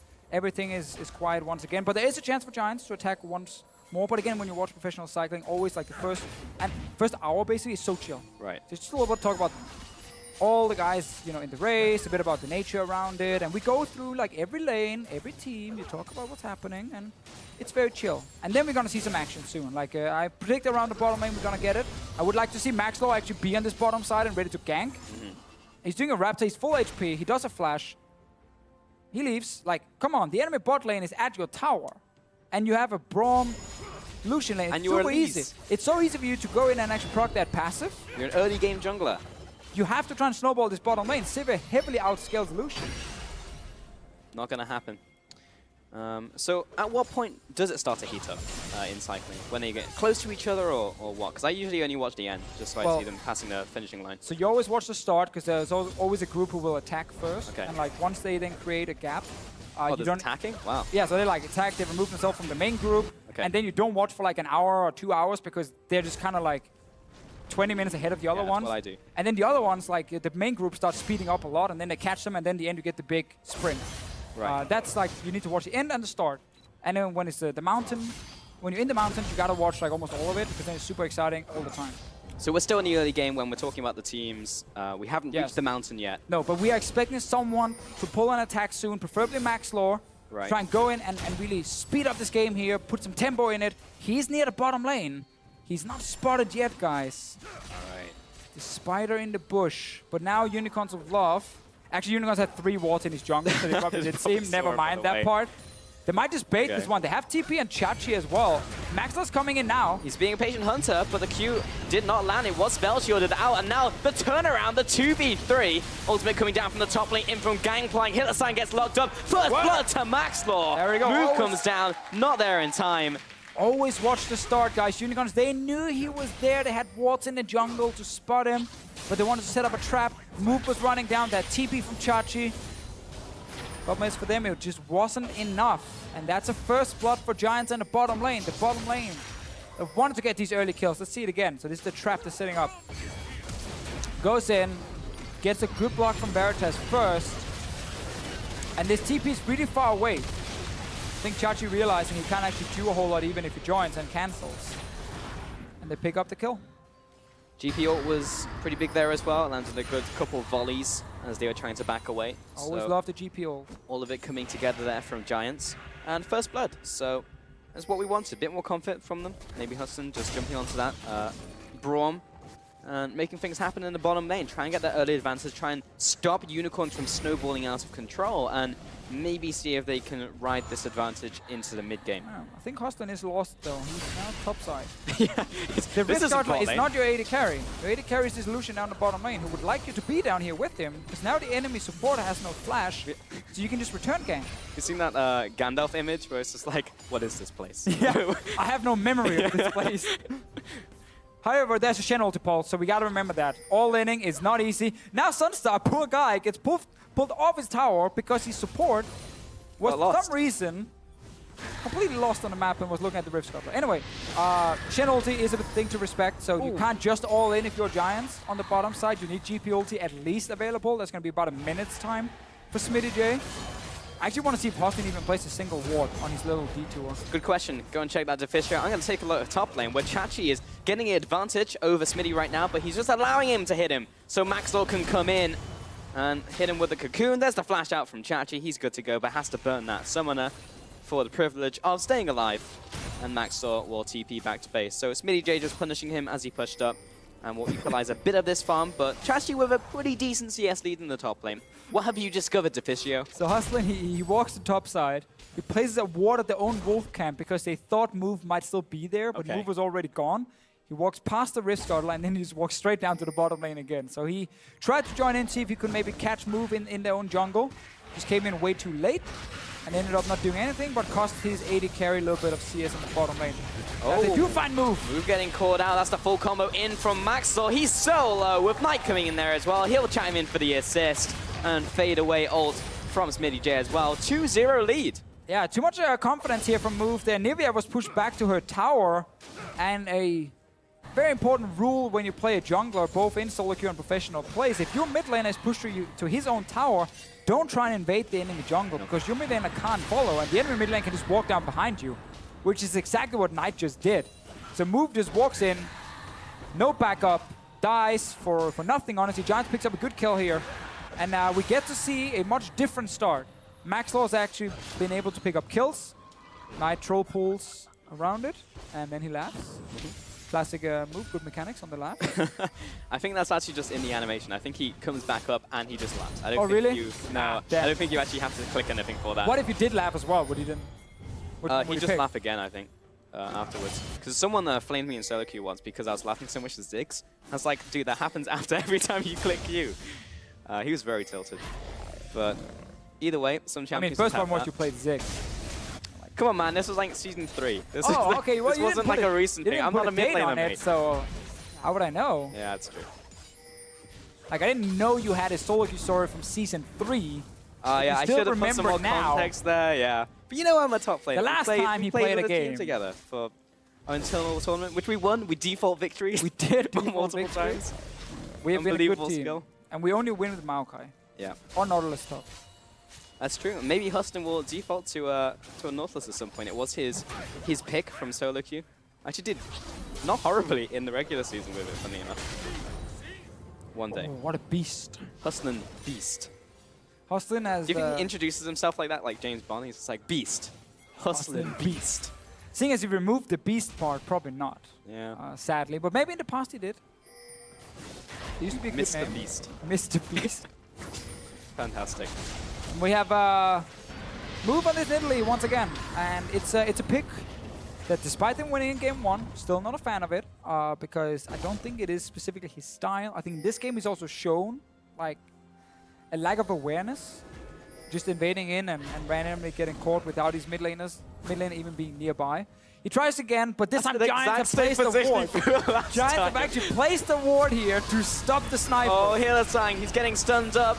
Coming in with the ultimate will keep him alive for a couple seconds. Hustlin will have to flash away. Chachi coming down. The taunt onto Hustlin. That'll be the kill for sure. Surely Hustlin gets out alive somehow. And Hylissang also escapes. Both support survives. The all-in the bottom lane against the Shen with GP ulti. Everyone is down here joining the party. No one dies. Both supports being extremely low. And was 4 members from Unicorns on this bottom side with Move joining and, of course, Chachi. Move didn't want to overcommit, so he actually didn't jump in to kill Hustlin. A little bit surprising if we get the replay and you guys can see it. But everyone else is backs away. Let's see what summoners were used. We got the ulti. We got the teleport used by Chachi to top lane, but that's not really part of the fight. So let's see. This is the anti-move ward. This if your AD carry struggles to dodge a spear, you place a ward here. Not a serious thing, but in this case, let's say it is. And then the all-in. Taric is always good against Braum because it's very easy to time the ulti.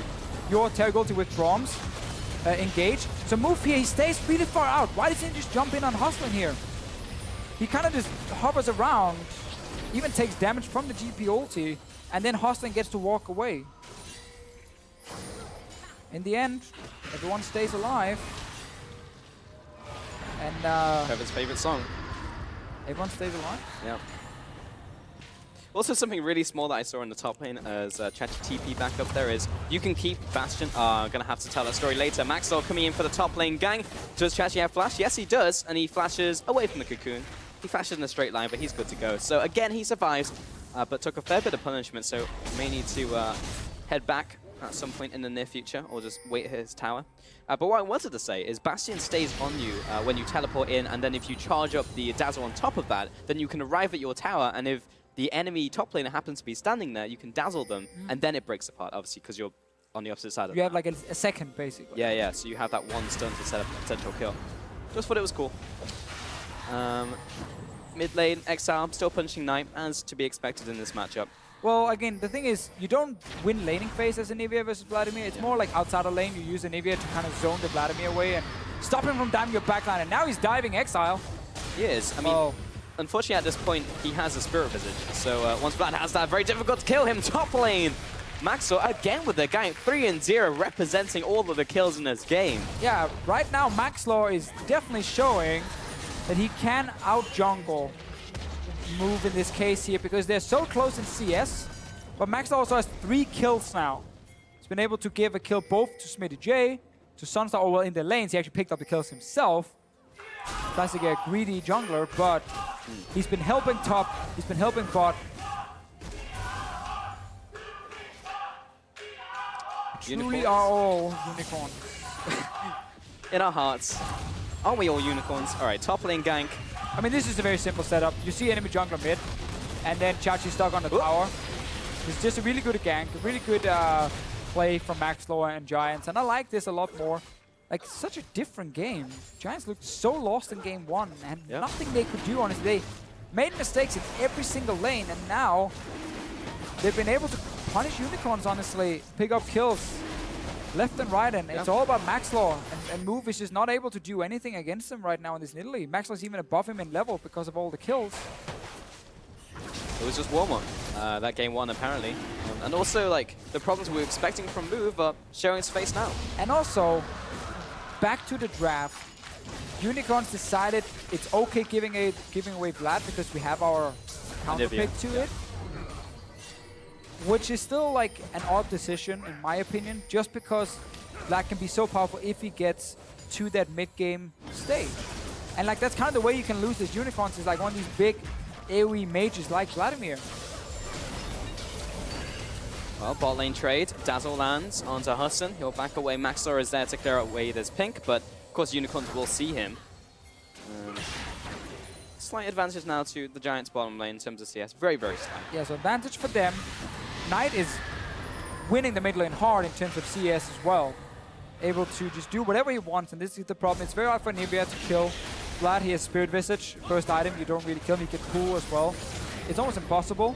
Taking down Maxlore takes away a blue buff as well. He's engaged. Hylissang's coming in for the engage. SONSTAR will back away, but Chachi's on top of him for the first kill. Hustlin gets called out. He's split from the pack. Maxlore will have to try and get away here, and unfortunately, the bottom lane from Giants both fall. Yeah, just as we praise Giants for a much better early game, they end up walking into the enemy jungle and don't really have a way out. Always need that escape plan if you want to go into the enemy jungle. Turned out SONSTAR and Hustlin were caught with their pants down. And both die instantly. Another Shingle to be used by Chachi. Trying to get the first tower, but this is just SmittyJ for now, but Maxlore is coming. He's coming down. Got 2 versus 3. Still has Cosmic Radiance, and he'll get the invulnerability just in time. He'll back away, but Maxlore jumps after. Neurotoxin for the kill, but the Boomerang Blade will find a return kill. And Chachi teleports into the bottom lane to secure this tower. Mid lane, Knight is attacking this egg. He won't kill it in time. Exile's going to come back up, but he may be able to chase him down into the pool. And I believe he missed his Q. Oh, he's got the Q into the E. And Exile, he flies away. He floats away. Bot lane, Chachi getting chased down. He doesn't have anyone protecting him. I could have sworn it was someone with him. Unfortunately, Giants are just going to run him down. Veritas has left the bottom lane, where Chachi stayed, I think, to maybe see if he can grab like 1 or 2 extra waves. Yeah. Didn't get to see why he was caught down there. This is the fight way before that, where Giants sent the bottom lane and Maxlore in to take blue buff and just get flanked completely by the Unicorns of Love, and they both go down. And then you try and set up a play now in the bottom lane if you are the Unicorns of Love, where SmittyJ and Maxlore try to defend it. So as soon as he gets hit by Cocoon, he comes out, Hylissang pops the ulti. And now problem for Giants is the fact that they couldn't kill him at first and have to then flash forward, and then you overextend and goes down. Or go down yourself. Exileh and Knight. Still think this Vladimir is going to be a massive, massive issue. He's winning the laning phase. He's able to put a lot of pressure. Giants even out the tower score in the bottom lane as well. 1 for 1 down there, but there's a second one going down the top side, so definitely an advantage for Giants.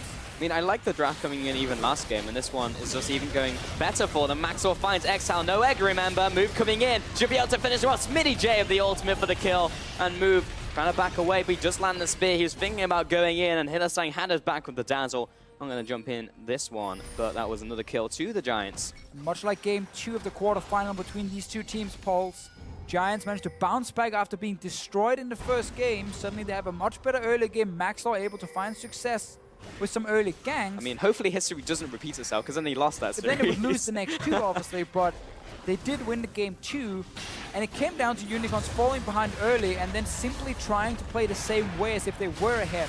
Yeah. Constantly looking to pressure forward, push forward, get into the enemy jungle, without really knowledge of when and why are we even doing this.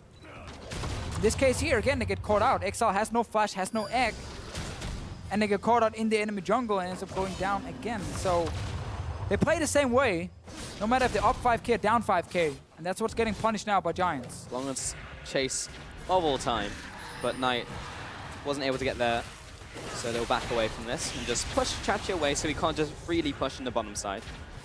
The Giants were still a pretty sizable gold lead, and with Dragon coming up in just a minute and a half, we'll be able to contest this one. And Rift Herald, just combine the 2 words there, will go back to the void. Rilled, maybe that's his name. Exileh taking some hurt, but Hylissang's here to support him. And he's a Nivea, so wave clear happens to be a specialty of that bird. I always like to see Elise with early kills getting Protobelt.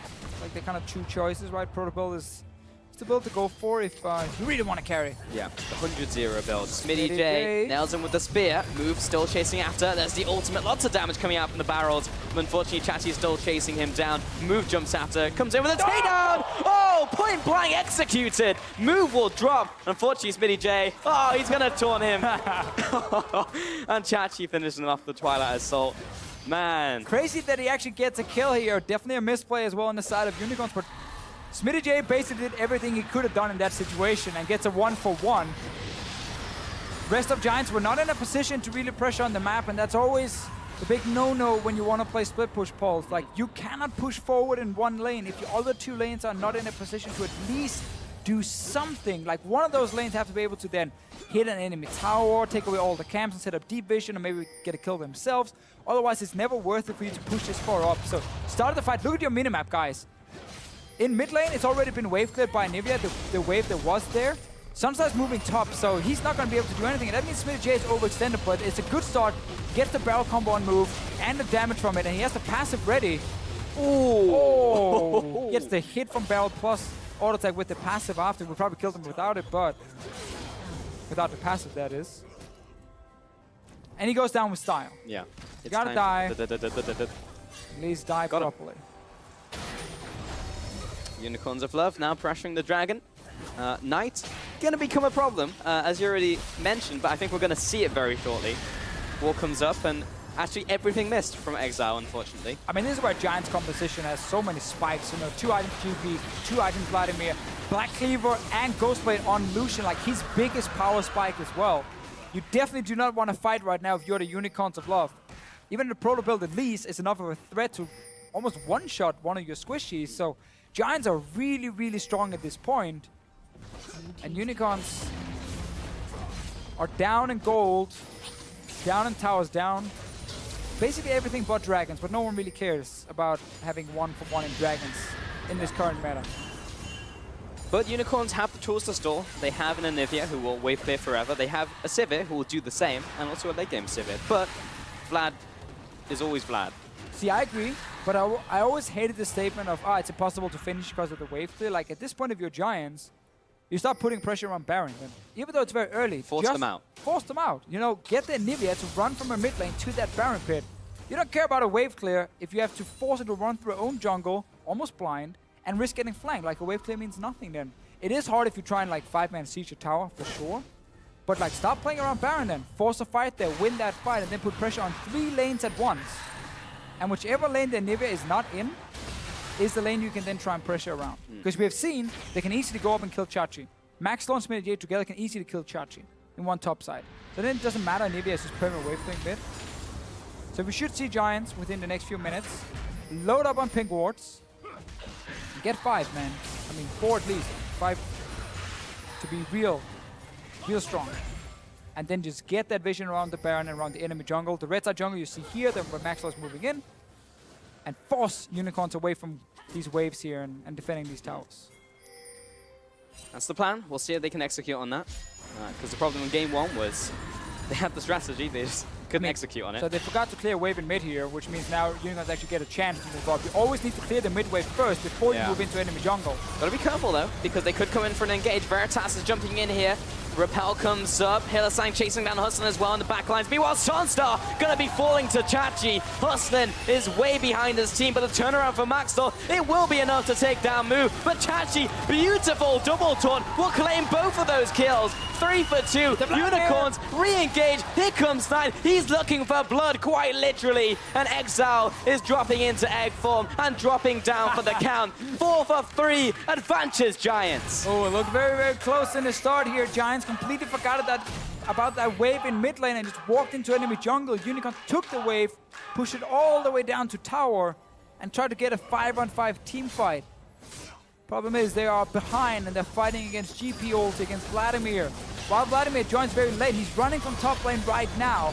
So this is a 3v4 at first, and then Shen joins in to make it 5. They actually missed the taunt on SONSTAR, so have to invest flashes to kill him.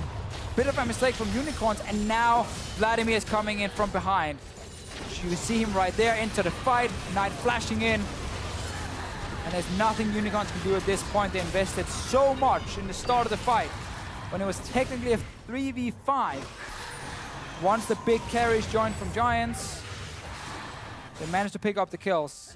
Yeah, I've just got to commend that flank from Knight. Hit pretty much everyone with Tides of Blood multiple times. But SmittyJ is lots of damage. able to hit multiple barrels in this one. I mean, everything just went perfectly, really, for them in that last fight. It is not often I see a GP at 25 minutes sit on 3.5 items. Like, we gotta remember, GP also gets a lot of extra gold compared to other champions. So, like, right now, SmittyJ is over 2,000 gold ahead of Vizicsacsi. A lot of it obviously comes down to the kills. And there's some of the damage you're going to get from GP in the late game against so many squishy members on the side of Unicorns. And GP is able to chain those barrels towards the backline, towards Nivea, Nidalee, Sivir, and then just set up Knight to get in there and finish the kills. 5.5k damage. That's like more than 3 Sivirs. That's a lot of damage onto Unicorns. Oh, maybe try and get a pick on tonight. He's look at the Sanguine Pool for another couple seconds. But can't really get the punish. It's actually SmittyJ who's engaging with the GP ult using Glacial Fissure. We'll call that one an NA ult. And Unicorns have left, will back away. Trust me, we are not in a position to call anything an NA something. We'll call that one an EU ult. We'll see, we'll see. Yeah, let's see what happens at Worlds. Yeah. This is obviously what the teams are playing for. Then we can start This is the regional qualifier, guys. This is stage 1. Unicorns and Giants had the lowest amount of championship points coming into the gauntlet. So that's why they're playing today. The winner plays against Fnatic tomorrow. And the winner of that one plays against Splice on Monday. And the winner of that one gets to go to Korean boot camp, get spanked by a few Korean teams, and then go to Worlds and represent Europe. That's the initiation. That's your reward. Yeah. And that's what they're fighting for. And they're fighting hard for it. Giants doing real well in these fights. This may be a game to win, which would prove some of the predictions wrong on the analyst desk, and mine. Only Stress, I believe, said 3-1. Yeah. But this has really been a holy trinity game, guys. It's SmittyJ, Maxlore, and Knight, who's carrying, who's picking up the kills, who's doing well. Oh, here comes the engage. Wall him off. And Hustle jumps over the wall, and he's good. That's the end of that trade, actually. Goodbye. One of the setups, though, if you have Anivia, surround, let's see, another fight's gonna happen. Here's Knight. Oh, he's so fast. Walking into this middle lane. Will chase down Hylissang. Cosmic Radiance keeps him alive. Flash over the wall. The taunt from Chachi trying to burst down Knight, but he's into the pool. Hustlin is blocking up a lot of damage for the Giants lineup. And after all that, no one dies just yet. And Unicorns of Love have not really been forced to use any of their defensive tools lately. They've been able to push past the river every time and try and catch Giants and take these fights here. Despite being down 5k gold, been some very close fights. It's all about SmittyJ though. If he can get a few barrel hits on multiple Unicorns members, then Knight will be able to pick up the kills. Another fight, Pulse. Taunt landed on Knight, but he's back into the pool. Exileh goes down into the egg form. Will be the first casualty here. SmittyJ claiming that kill. Knight following him to Hylissang into the Zhonya's. He's just so damn hard to kill at this stage in the game. Hylissang running away for dear life. Hustlin still trucking. And again, another one fight for Giants. And another situation where Unicorns, when they're 5 and they're able to ward off their flanks, are looking okay and in these fights here, but then when they split up and Giants find some way to kind of get the flank, either from Knight or from Maxlore or from SmittyJ, they're able to get one of these squishies down. This time it was Exileh who died. Maxlore managed to move behind him and lock him down, despite having flash ready on Exileh as well. Maybe a pick on Knight. He does have the pull still. Chachi got the taunt once again, but the kill onto move, the kill onto Hylissang. Lands the chair, lands the kill. SONSTAR with a fadeaway double tap. Nice kill onto the support there. And again, Giants just casually picking up kills in these skirmishes. Unicorns, they want too much here. Staying around trying to fight again without their mid laner. You got the dragon, just back away. Just accept the fact that you can't fight again, but they didn't, and they lost more kills, and now Baron is being started. Chachi and Veritas, no jungler to speak of. Exileh no real burst. Exileh with the wall for vision. Oh, they give it up. It's a flash for us or nothing, but secured by Maxlore. Smite had a good time. And really, this is on Unicorns of Love for staying around, trying to fight again after the initial fight was over. This is after the dragon has been taken. Move flash into the wall. The rest of Unicorns are trying to kill Exileh up here. So not Exileh, but kill Knight. And they end up all being caught out. Very different game in game 2, Deficio. Giants, that first kill, and getting 3 kills over Unicorns of Love before dropping anything. They've been ahead in this game for pretty much all of the game. Maxlore, good punishes this time. Move made a couple mistakes early game, which led to more kills. And the laners just generally did better from Giants. Yeah, and the start of that last fight, the one we didn't get to see in the replay where Exileh died, was actually again Unicorns wanting too much. They stayed around to try and pick up another kill on SONSTAR, and then they end up like hiding in a bush, and then all of Giants kind of just move around them and catch Exileh and kill him. So definitely a questionable decision from Unicorns and just being too aggressive in their shot calling. Need to see them change for game 2. Like to change their picks and bans tactic as well going into game 2, but Knight clearing away these minions. It's actually quite impressive they even picked up that Infernal Drake. They were a man down. Yeah, SONSTAR started it as well, and I was like, hang on, that's not SONSTAR. SONSTAR started, and the rest of Giants just ran back to the tier 1 tower. Doesn't matter for now. Giants able to siege. Double ult. What does it mean?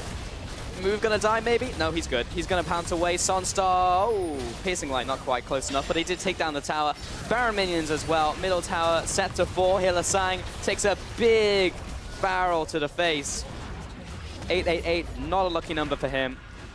And bottom lane, Knight gonna take away this tower. Giants, massive advantage in this game now.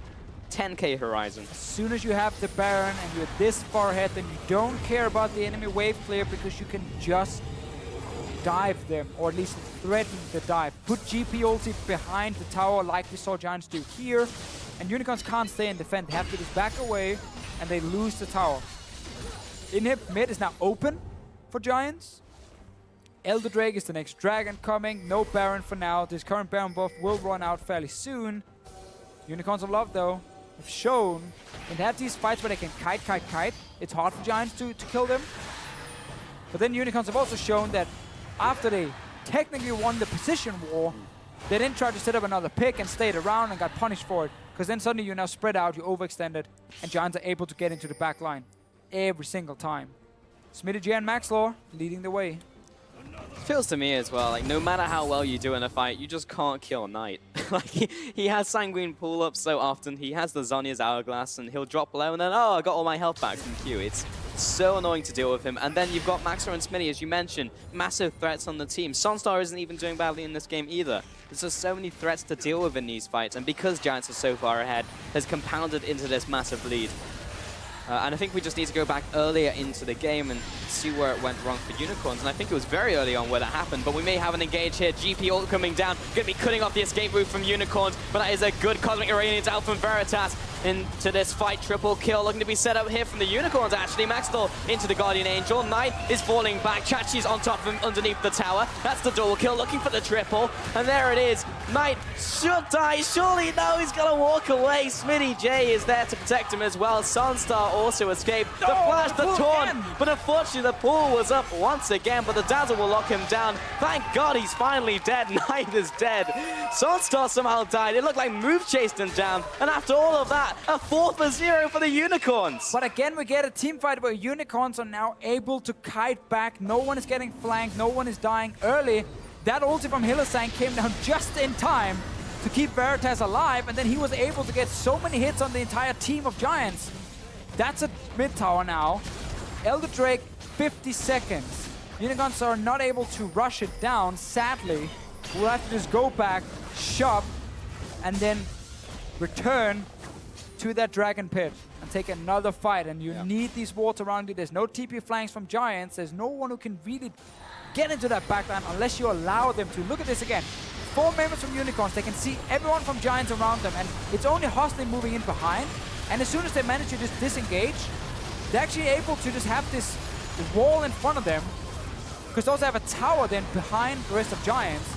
And Giants are no longer able to get to the backline after surviving that initial engage on the side of Unicorns. And now Veritas, Exile together can take down everyone. And that move is able to move. SONSTAR. Oh, SONSTAR trying. Yeah, that was a lot of damage onto him. And that was the end of that. But it was just Giants were in too deep and got wrecked underneath the tower. So that did give up a bit of their gold lead. Knight not fully blocked off with that wall there. Lots of damage coming in from Veritas. Definitely misspoke during the fight. It was a really good ult from Hylissang, but it's actually Veritas' ulting now with the Shen ultimate on top of him. But this is Unicorn going very deep for this kill onto the GP. Meanwhile, the flank from Giants could be big move. Taking a lot of hits in from SONSTAR. And for now, everyone will live and fight to see another day. Unicorns trying again, though, to be very aggressive. It's the 80 carry you're sending forward with the Shen ulti on, exposing the rest of your team. Did manage to get a few cooldowns away from Giants, but that's about it. There's no ulti for Knight for this fight, no ulti for SONSTAR, no ulti for SmittyJ. Oh, the stun onto SONSTAR, the CC chain. Goodbye, SONSTAR. Exile kiting away in the back lines. He's got a massive shield. Knight trying to finish him off, but the Flash Ross will pin him down. Meanwhile, SmittyJ getting hinted out by Move and Chachi. He's trying to escape, but Hustlin may be sacrificing his life, or they may both die. He's into the Guardian Angel, but as soon as he comes back up, there's many people camped on top of him. A 4-0. Maxlore goes back to base, and after a dominating performance from Giants, Unicorns of Love turn it all around. Yeah, Giants didn't have cooldowns. They had no ultis ready for a potential dragon fight. They stepped forward anyway and just got jumped by Unicorns of Love. They're still down and gold. And at this moment, Giants knew they screwed up. Unicorns of Love taking down the second Nexus turret. They're onto the Nexus itself. And at 36 minutes, with the comeback, Unicorns take game 2. It is not often we see a team win and still be down over 3,000 gold.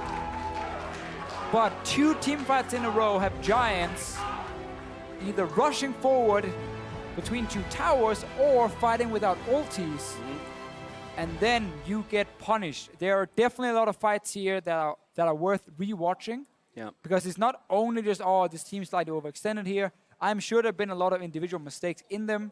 Like, whenever there's a gangplank, you always look for, did he manage to get like a barrel on multiple members, or did he not? Because like he just missed the second one maybe. I'm just guessing right here because it's hard when we watch them live very quickly to see every little detail in these fights. But this was not a game Giants should have lost, like, at all. No. Also because Unicorns were so aggressive in these, like, mid to early late game fights, where whenever they actually had a good positioning, they're like, nah, let's hide in the bush and try and rush forward and kill this guy. And oh, we now get jumped from 3 angles and we lose. What a weird game.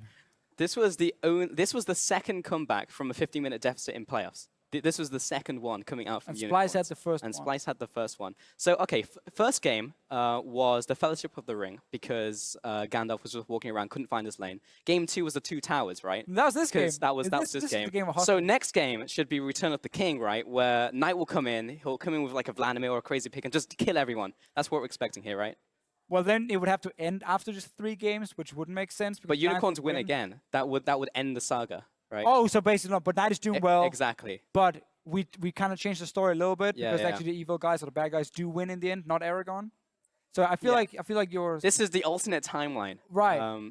Also, just again heads up, the game where Gandalf was confused was actually this game. Ah, you ruined it. I knew it when I was saying it, but it was just like I'm just gonna swing it like you guys forgot. And also we had the Legolas Gimli kind of thing, which actually is from the 2 towers, which was supposed to be the second one. All right, okay, the timeline's screwed up here, but we mixed them. We're just contorting it a little, and then we'll make it work. If you watched the 2 towers as the first one, and then you watched the Fellowship of the Ring as the second one. I don't know why you do that, but if you did. Then it would fit. Okay. I agree with you. We'll keep the storyline going. Problem with the Return of the King, because again, that requires Knight to win technically, unless we go into the Hobbits. But the Hobbits were never a movie, was it? No, they were. No, I don't think. I mean, the trilogy was awful. I'm pretty sure no one ever released The Hobbit, ever. It was just the original 3 movies, and then that's it. Yeah, exactly. Nothing came out after that. I see where you're going with this one.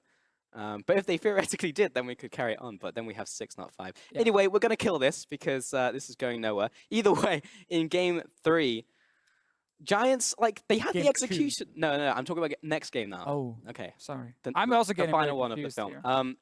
Like, in-game was significantly better from Giants. The early game. The draft was fine. In-game was also fine. And then they just screwed up twice and then lost the game. Like, Maxlore out-jungled Move in this game. 100%. Oh, for sure. He was even in farm, and he was able to gank multiple lanes at the same time. So he actually, SmittyJ was being set up for success, had a good GP game up until like the last few team fights, and then he almost had no impact.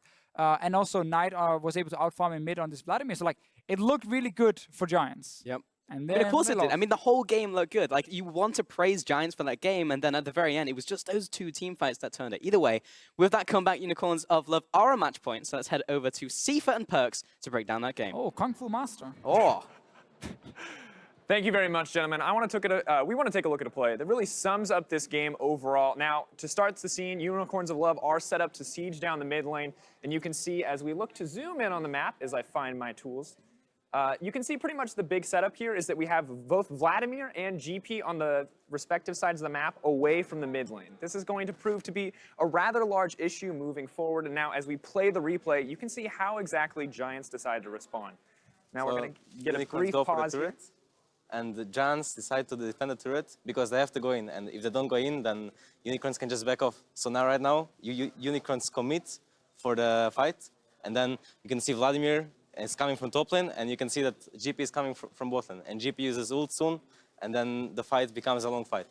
So we just have to look at the Lucian, who is baiting for his team. Yeah. So you're going to see as we move forward, you can keep your eyes pretty much on SONSTAR throughout this entire exchange. He gets stuck between a rock and a hard place, as well as the aggressive engage coming in from Maxlore. These are the 2 guys you want to track. And of course, really keep your eye on the mini-map as well, because Vladimir and GP are going to be the crux here as we move forward. So as we play out this replay, you're going to see exactly how this unfolds for the Unicorns of Love. And things look good at the start. You can see it stop right here, SONSTAR and Maxlore, and we're just going to continue playing through this to the next point because SONSTAR, the guy you need to watch, he's going to get pretty much caught out here immediately. Just knew that Shen will miss down, so he doesn't flash, but he dies anyways. And then SmittyJ is, I think, faker because he kills everyone here, and Vladimir is coming from top, so it's a cleanup crew now. Once again, looking at the Vladimir, looking down there at the GP as well. You can see exactly how this fight starts to unfold because the GP damage is absolutely insane. The Vladimir damage is insane as well. And as we roll through the rest of this one, you said it, SmittyJ, looking like faker in these moments, just cutting down people left and right. Pretty clean overall. You can see at this point for a Vladimir, for a GP, once the fight is this messy, it's that easy to clean it up. Here, GP makes sure to get the kill to last it. Yeah. I'll do the same for sure. Bonus style points coming in, but that messy team fight, those chaotic fights have been the story of the series so far, and as we move forward, we're going to have to see if these teams adapt. Now, Giants, they put up much better moves this time around. In case you don't believe it, Giants lost. Yeah, I repeat, Giants lost. If you're just joining us, Giants did in fact lose the game. Perks, my question to you, you predicted the 3-0, I predicted the 3-0. After some of the fights this game, do you think Giants are maybe going to be able to find a game here? I mean, I thought it was going to be a trio, but after seeing this game, I thought Giants had pretty good chances because they both played good in the early game. Even though Stevie Tarek is like a winning matchup for Stevie Tarek, they like were up in CS and played good, but then they showed why they are Giants bot lane and they lost the game. So I think now it's going to be a trio for sure because after this game, when you lose this kind of game, there's no comeback. And Well, I mean, it's something we're going to have to find out if their mental game can adapt. But we're going to take a 3.5-minute break, but stick around. Game 3 between the Giants and the Unicorns of Love is coming up as the battle for world contention continues. Just move. Auto move, auto move, auto move. You click A and left click? No, right, okay? Yeah, but how do you attack move? Attack and move. Do you click on them with right click? Yeah. Huh. That's cool. The turnaround, the 2v3. Ultimate coming down from the top lane, in from Gangplank. Hylissang gets locked up. First blood to Maxlore. Silver might be here though. That's fine. Oh my god. Oh my god, I'm such a god, dude. Holy moly. SmittyJ. enemy blue 40. Don't lose focus. Don't lose focus. It will be enough to take down Moo, but Chachi, beautiful double taunt, will claim both of those kills. 3 for 2. Unicorns re-engage. Here comes Nine. He's looking for blood, quite literally. We're ulted. We're ulted here. Someone check Vlad. Vlad. I'm in deck. Vlad is not Junior. I slow. Terror. Nice. Nice.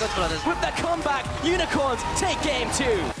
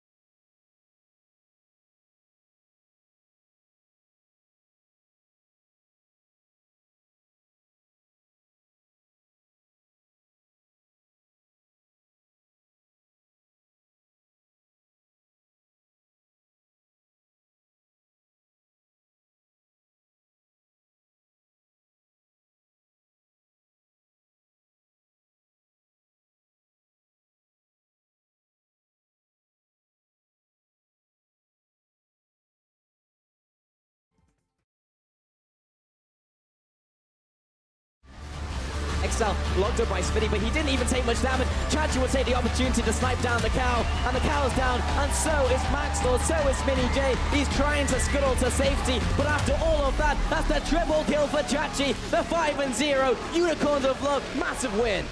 I think there is a bit of, for me at least, there is revenge. Last time we played them, we kind of outplayed ourselves. But to be honest, they did some strategic plays that no one really did in scrims, and they first timed it on stage and against us, and it was really good. But that was the only thing that caught us by surprise. Everything else was just us kind of outplaying ourselves, especially me.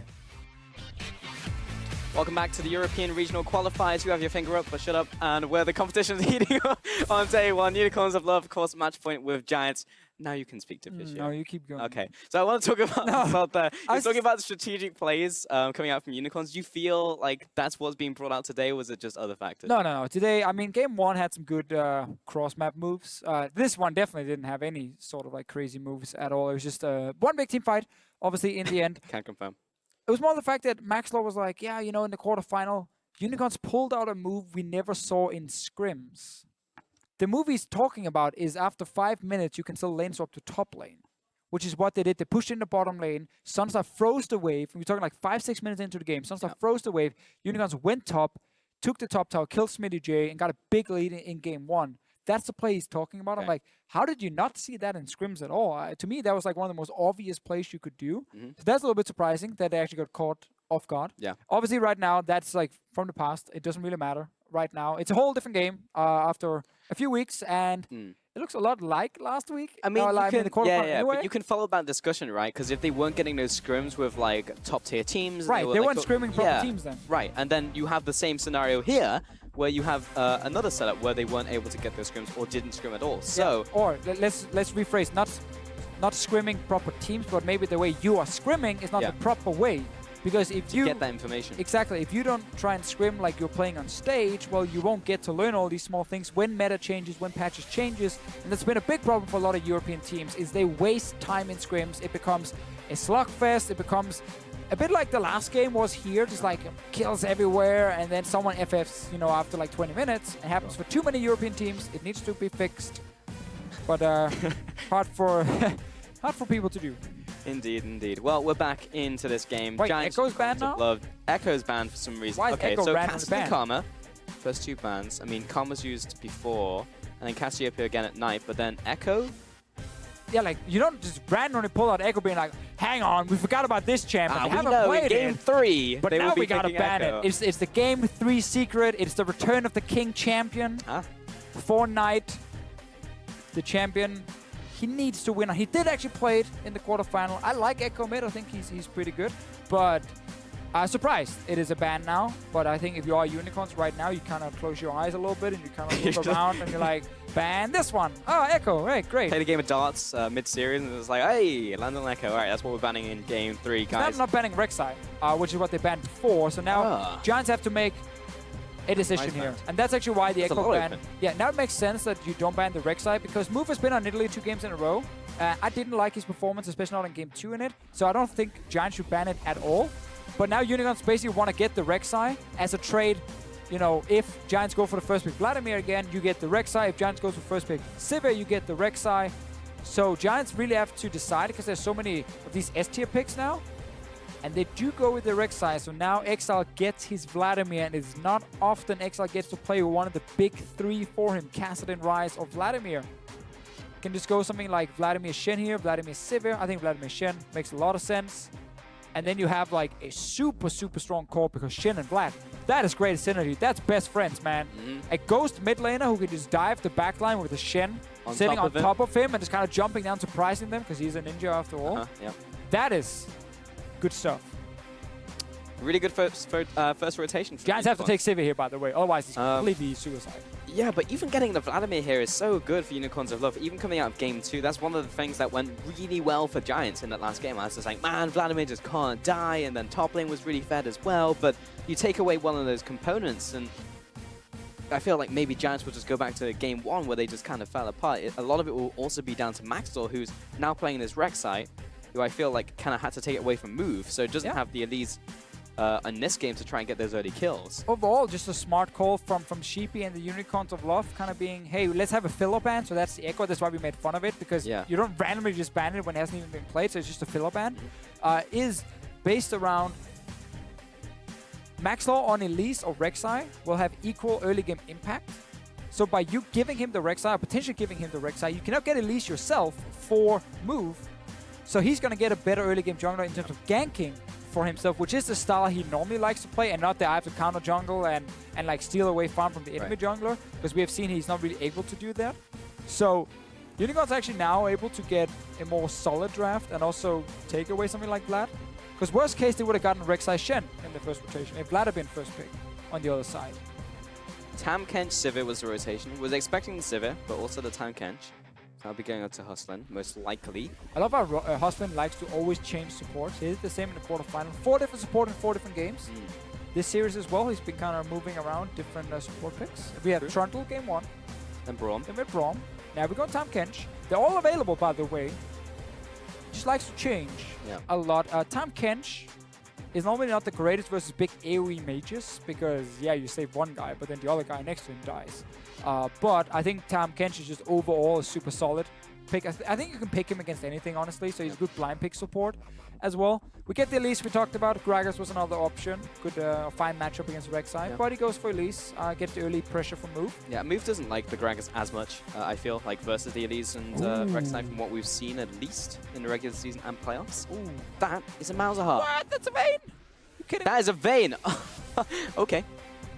And they're not the team with the Tam Kench as well. Like, if they had the Vayne and the Tam Kench, you'd be like, yeah, okay, I can see it. Maybe pick him up and carry him to safety. Is this Unicorns being like, all right, well, we have these 2 wins. We can lose 2 now, and now we can just pick up the Vayne with Alistair as well here. It is definitely Unicorns saying, hey, 2-0, guys, it's looking good. Oh man, this is so weird, because we came out of bans as well thinking, okay, Echo, that's a bit weird. And then they picked a fantastic first rotation. It was like, all right, Unicorns, I see you. I see what you're doing. And then they pick Vayne. It's like, all right, I don't see you. I don't know what's going on. Maxlore's laughing as well. Vayne last pick coming in with Unicorns. It is a pick that's getting buffed, or has gotten buffed on live, but this is 615, guys, so it is not buffed yet. It's also champion, building things like Blade of the Ruined King, which has been nerfed quite a lot, so other champions who try to do the same really suffered from it.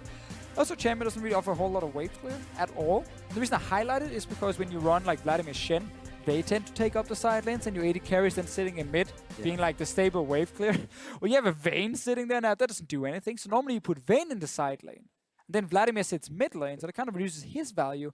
But Veritas can set up some pretty sick 1v1s and then cheat and obviously get a Shen ulti on him for 1v2. Okay. And he's going for style points here, Pauls. That's basically what he's aiming for. All right, well, we'll see if the Vayne wins here.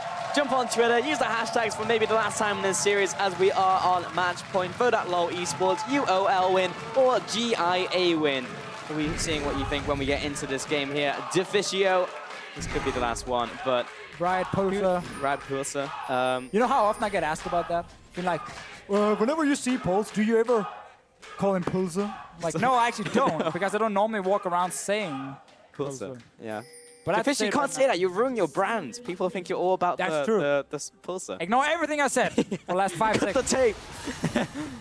Let's redo it. So who do you think is like the world's best Vayne, or who are like some standout Vaynes? Like Reckless, of course, was a big Vayne player back in the day. First of all, there is no world's best Vayne because no one plays Vayne. So there is no world's best. When Vayne used to be picked a bunch, because who is Veritas doing an impression of is what I'm getting at. Oh, I mean, you can just look at some of the great AD carries. Give him an Imp, give him an Uzi, maybe. Yeah.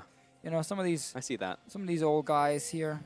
I wouldn't exactly put some of the European AD carries up there with those guys when it comes to the hard carry, AD carry style back in the day. But Vayne for Veritas. Vel? All right, Vladimir. Instead of we have obviously an old counter pick against Sivir, which is the Vayne. Because what you used to do is you would start auto-type trading, and when Sivir would boomerang to win the trade, you just tumbled out of it, and you would actually get the 3 hits from yours, and you could win that easy trade. Now you're just going to get pushed in to your tower 24/7, because people have moved on and learned a lot about matchups. I just want to see where Veritas goes in the mid to late game. Is he the guy sitting inside lane with the Shen ulti and Vladimir is holding mid? Because that's almost what you have to do as Unicorns. guess. Not a great start here from a Unicorn's Nope, bottom. Veritas taking a lot of damage. Come on, Vayne, use your wave. Oh, never mind. Get in there. Oh, yeah, rip. All right, I want to see some dank outplayers coming in from Veritas. Make the Vayne work. If you pick the Vayne to style on the enemy, then you better style on the enemy. Exactly. Like, otherwise, you look like a fool. We don't want to go Vayne spotting in this game. That's a lot of damage out from Exileh tonight, but he gets a decent punish. And the level 2. I don't like the Voidlings in this skin. They're so weird. Little choppy Voidling moving around. Yeah, they look like they're made out of like wool or something. Yeah. Like mochi or something. I don't know. Whatever. I agree to Fish here. Vladimir skin, pretty cool though. And top lane, Surging Shen. I feel like TPA Shen is where it's at. Gnar skin, B tier, in my opinion. Yeah, a lot of B tier skins in this game, and a Vayne. So like, we're done here. B tier. Let's all right. See the junglers heading towards each other. Oh, they were taking the risk shot like not like shit in the night. They're going to be fighting. Move combo onto Maxlore, and he takes him down by 50%. And Move is taking a lot from Maxlore. This is going to be very close. Repel comes up, jumps over the wall to blue buff, and we'll have to flash away. Maxlore lands the Prey Seeker, but not enough to finish him off. Maxlore so close here, just not in range. Move is staying around. Problem is here for Unicorns is their bot lane can't really move a wave because they're going to get pushed into the tower. They always got to respect it. Now Exileh stopped the recall. Ghost has been popped. Maxwell following after. Again, a Prey Seeker lands, but Exileh too mobile with the Ghost being used, and he's good to go. So 3 minutes in. Who picked up the blue there? No one. No one did. Still alive. Still alive, yeah. Sentinel gets to live another day. Maxlore was a little bit too low to take down the blue buff. The first time of his life. The blue buff that is, not Maxlore, where no one actually kills it. Whenever they started, so often we just see people abuse the blue buff every time. And oh, nice trade! And then the knock combo away at the same time. Yeah, not such a nice combo. I'm not really sure what that was aimed at, because there was no wall for SONSTAR to be pinned to. I guess he just wanted like auto attack, and knock him away with condemn, right? When your last auto attack flies in the air and you condemn away the other guy, he doesn't get to auto attack you back. Right. And you get a bit of, actually also get a bit of extra damage from it. But here he actually shouldn't have done it. He should have kept him in place because of the knock-up from Hylissang. No spell shield were used from SONSTAR, and that could have been a very good trade. It was a good trade still, obviously. Then that's the thing for Unicorns. You win this bottom lane by trading, not by trying to like out-push a Sivir. It's never gonna happen. But also getting these solo kills when Tahm Kench is around, or getting these 2v2 kills is very difficult. All single target damage. And honestly, you just want to farm, get level 6 on Vayne, and then you can start all-laning. Because Sivir's ulti at level 6 doesn't offer anything in terms of combat stats. Vayne's, on the other hand, offer... I'm just going to talk very slowly here while I totally don't check how much AD it actually gives her. It gives her 30 AD pulse, which I just remembered. Ah, yes. So that's a lot of extra AD from a level 6 compared to movement speed on the other side. Can confirm. You could have just been looking over as you were setting up the point. Either way, Move going to find SmittyJ in the top lane, gets the jump, but lines himself up for the cocoon. Flash after by Chachi, and a flash over the wall from SmittyJ. Oh, he's not in range for the repel. He gets out. Oh, Chachi. And Move had no flash because he had to use it before when Maxlore found him in the jungle. In the end, no one dies. Close calls, I feel, both from SmittyJ and Move earlier in this game. But this is still fine for Unicorns. You get to sit and farm on Vladimir, you get to sit and farm on the Vayne. Get level 6 on this bottom lane, then Shen ulti down to the bottom lane and do what you did in game 1. Just camp that bottom side with your global. Win the game. Move on and face Fnatic tomorrow. Another challenge. No, challenger awaiting as well. It's a bit like the old Pokemon gym when you had to... The Elite Four. Yeah, the Elite Four. Move and Exile, aggressing on Knight in the middle lane. And... or jump away. Knight has level 6. Nice sidestep on the cocoon. Maybe able to get in range here.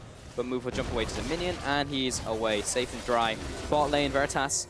Lots of damage coming out. Gonna bump SONSTAR away. Yeah, you definitely want to tumble to the side and not backwards and get hit by the boomerang on the way out as well. Maxlore is not setting up for dive. That would be a little bit too crazy. Well, to be fair, actually, he could actually flash in and just ulti from the Malzahar, and he could try and kill him. But he should still stay around because Exileh is going aggressive. On to Knight. Knight does have his ultimate, remember. He's taking so much damage and sidestep the Void. First blood. Very nicely executed. Yeah, great move around here from Exileh and ulti coming in from Chachi. Perfect start for them. Malzahar is not the strongest laner anymore, so being able to shut him down early really does delay him. Malzahar is one of these champions where you need to hit 3 items to really have a massive impact. Doesn't beat Vladimir in the laning phase, but then later on in the game he's very annoying for Vlad because Vladimir gets forced to go QSS, which kind of slows him down quite a bit. And even when he does use the QSS, well, he's not able to have the same damage as before. This is Exileh, honestly, all-inning, knows he has the Shen ulti available. And it's very easy all-in, honestly, for Unicorns to execute. Knight staying around, didn't even use the flash. Yeah. I mean, there was no point even ulting there, because you're not going to kill him. You got Shen on top of him, so just going to be saving both of those cooldowns for now. But Unicorns with that first blood. Second Vayne. First time for Veritas. Who else played Vayne in Euro? That's a... I wish they kind of would add that to the little drop down. I've been told by Spells it was Raya, or however you pronounce it in Danish. Oh, Raya. The Yeah, the shrimp. Danish shrimp. I mean, that didn't even count. He was here for a Yeah, week. I was good. And he lost in that game as well. I actually do remember that game now. But here's a gank and mid pulse. Oh, there's the ultimate and the layering of the CC, but he still has pool, and he's probably out. He's gonna sidestep back in, try and dodge the Q. Oh, minions! Nope. Out. Fooling is unable to finish him off. Close call. Got to refresh the stack here on the Malzahar E onto Vladimir.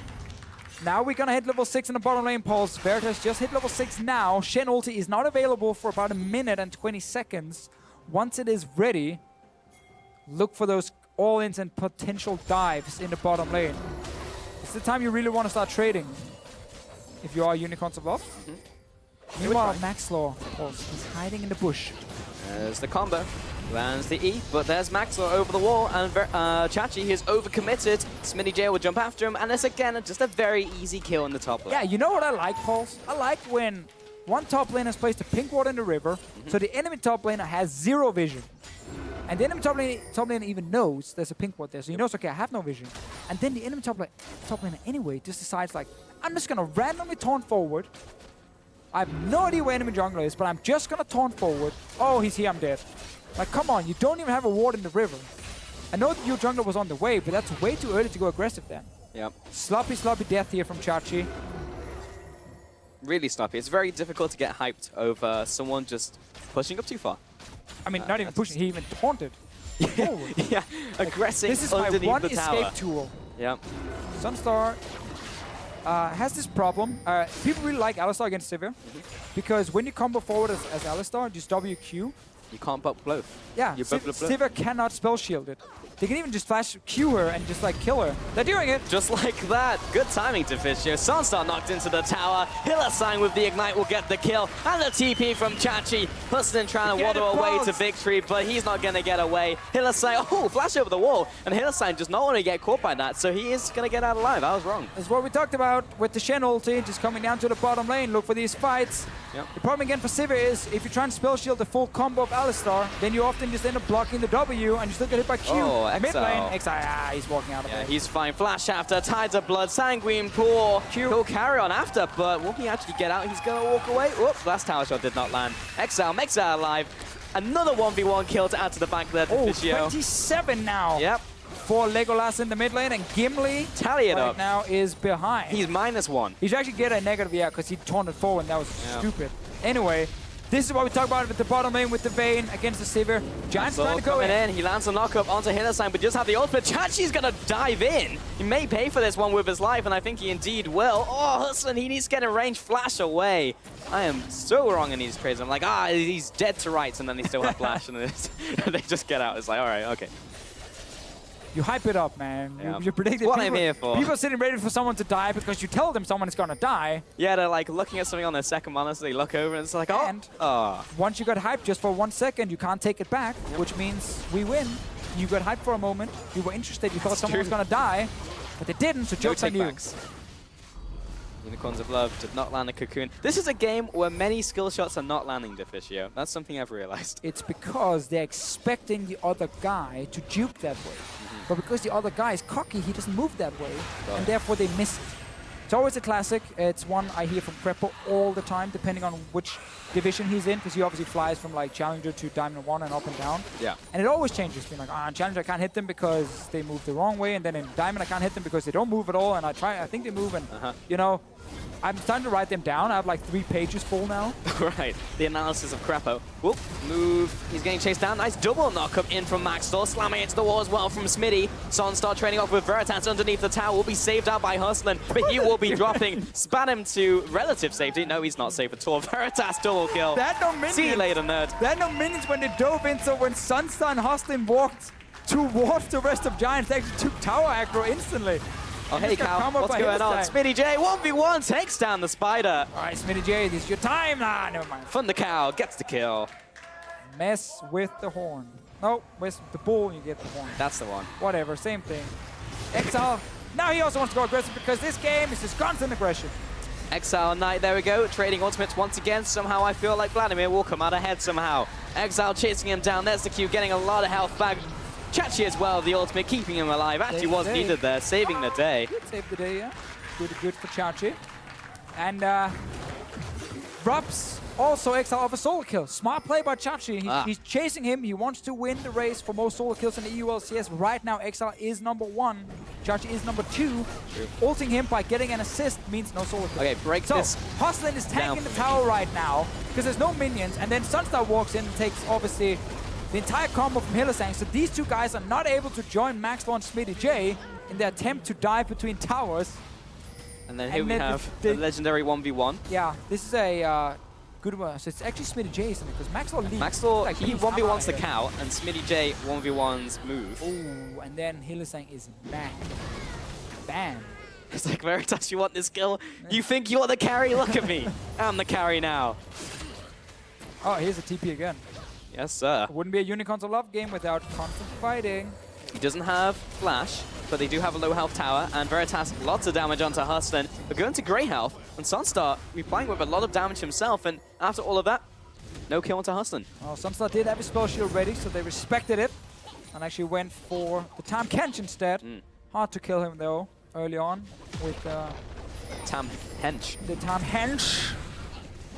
I actually wish we called him Tam Hench. Top lane. High ends.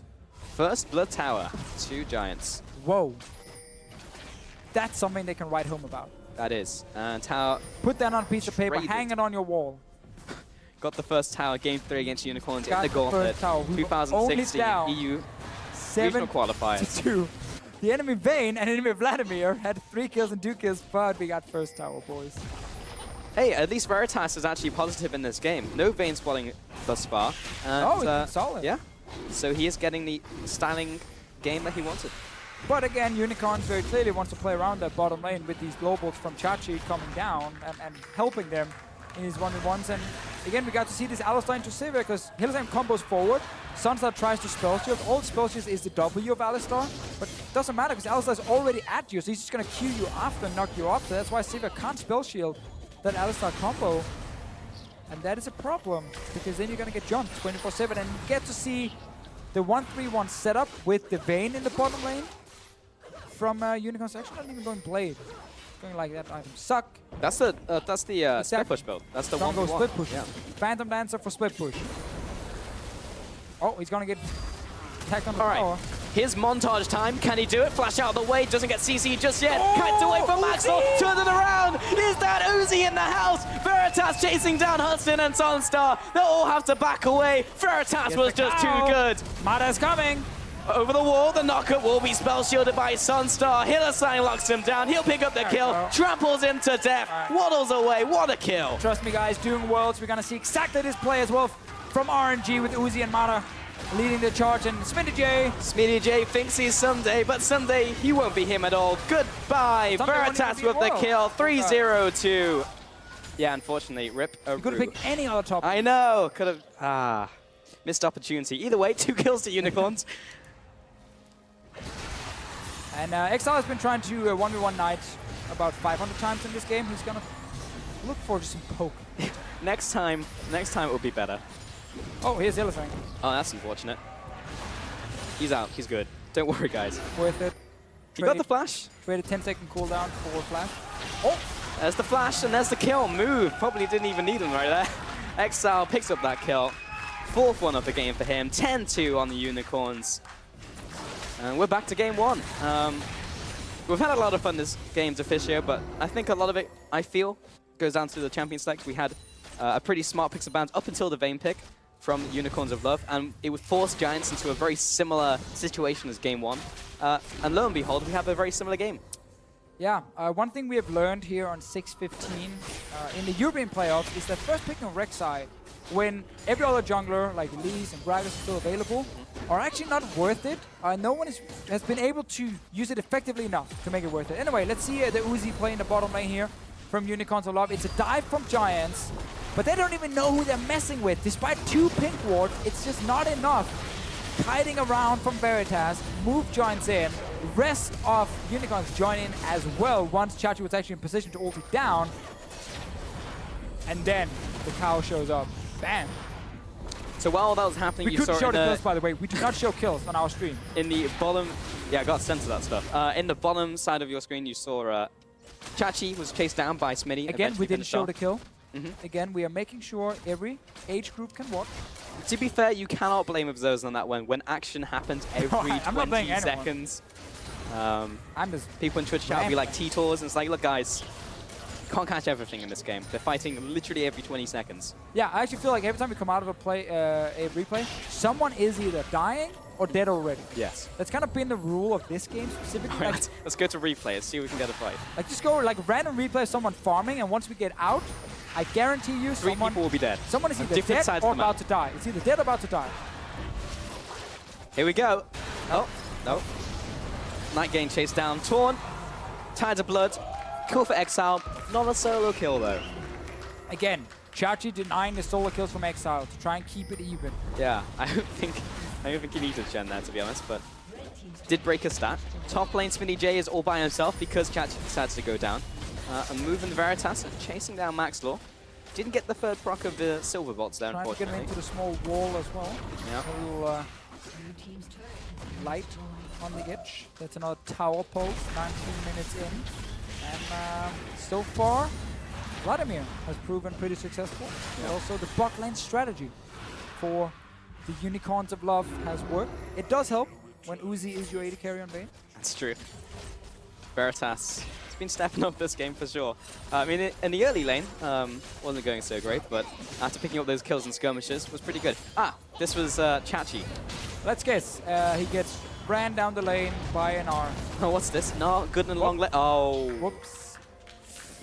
We didn't see that. All right, let's keep going. Oh, Pre-Seeker. Wait.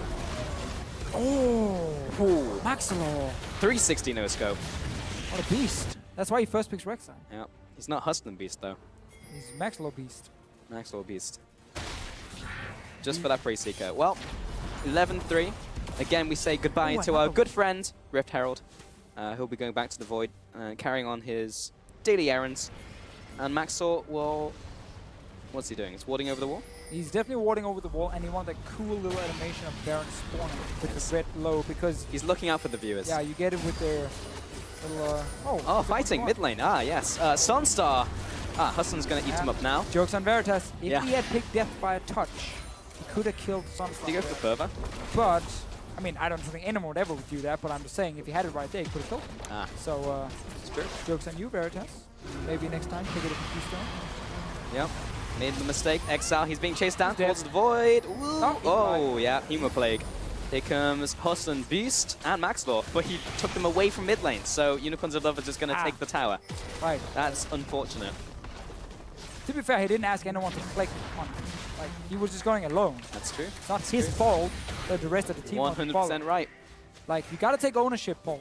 There you go. My face when Unicorns of Love 11-3 with Vayne. With Infinity Edge PV Vayne. This build hurts in a 1v1. And I'm sure Veritas will get a 1v1 Oh, yeah. in this game. Just who will Giants send down to try and challenge the mighty Vayne? So 2 Cloud Dragons in this game. Next one will also be a Cloud Dragon. So got those rotations coming in this game to Fishio. Definitely. You know, it was so fun to focus on dragons before this patch happened, this 6.15. Now you just almost never focus on them because it's so much about the laning phase and getting early towers and getting the gold advantage and not really dragon advantage anymore. The ebb and flow of the priority on Dragon. Sadly, if They were so fancy and looked so cool in the start, but now we've gotten used to them. They're no longer the cool kids around. It is the towers and the lanes instead. We need something else. We need party hats or something on the dragons. We very often see this build from Gnar where you go Black Cleaver and Frozen Mallet. I remember a year ago, Wicked used to build this with Runan's Hurricane.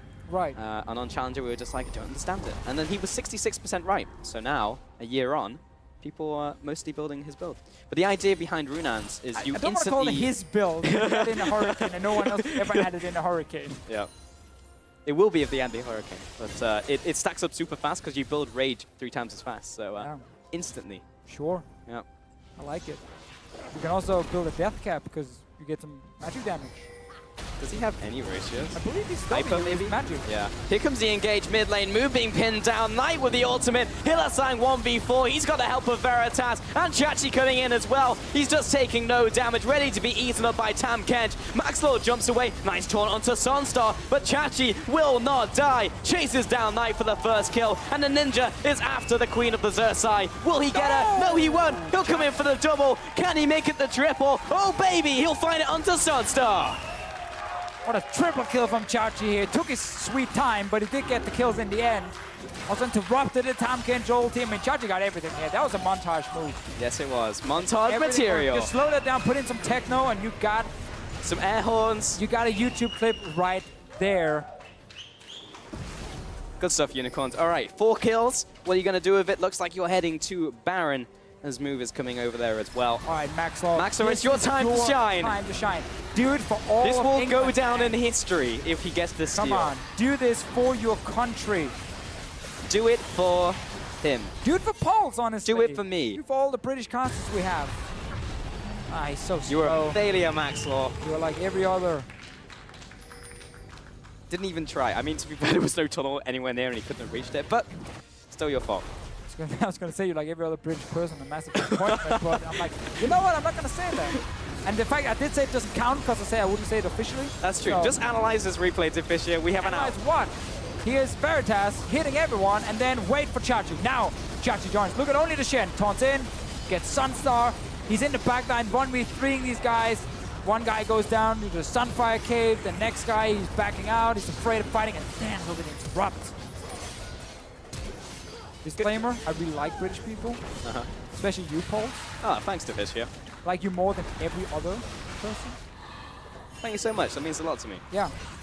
So, write that down, put it on your wall. Will do. Remember it forever. Just write it as a quote or something of me. That's true. This comes up as a VOD as well, so you can't never get away from that statement. Exile, he's in this 1v2. Maxlore is chasing down. Actually, the odds are on Exile, honestly. In this 1v2, he'll take down the first kill. Chachi's here. There's the solo kill. He just needs to tag him. There's the kill steal. Chachi in this 2v2. That's what I'm going to call it. Knight and SONSTAR in this what is essentially a 2v5. SONSTAR will surely be burnt down. Hustlin comes up and swallows his ADC. Shut down onto Exile. Chachi finishes off the first kill, and SONSTAR has to run away from him. But this was 2v5. 2 people from the Unicorns, and that means the rest of the team is just finishing the game. Yes, they are, Pauls, and Chachi's not done yet. He wants more kills down the bottom lane. Oh, he's been eaten up. Chachi is still in this 1-on-2. Odds are on the Shen in this one. SONSTAR backing away. Hustlin trying to pin him down. Needs to wait for the Devour again. Will have to flash away from the Shen. And now he's farming minions. But unfortunately, they're losing their Nexus. Unicorns of Love style all over Giants. Take the game and advance in the gauntlet. Whoever predicted 3-1 on the analyst desk could be ashamed of himself. Terrible analyst. I believe it was the Welshman who did it.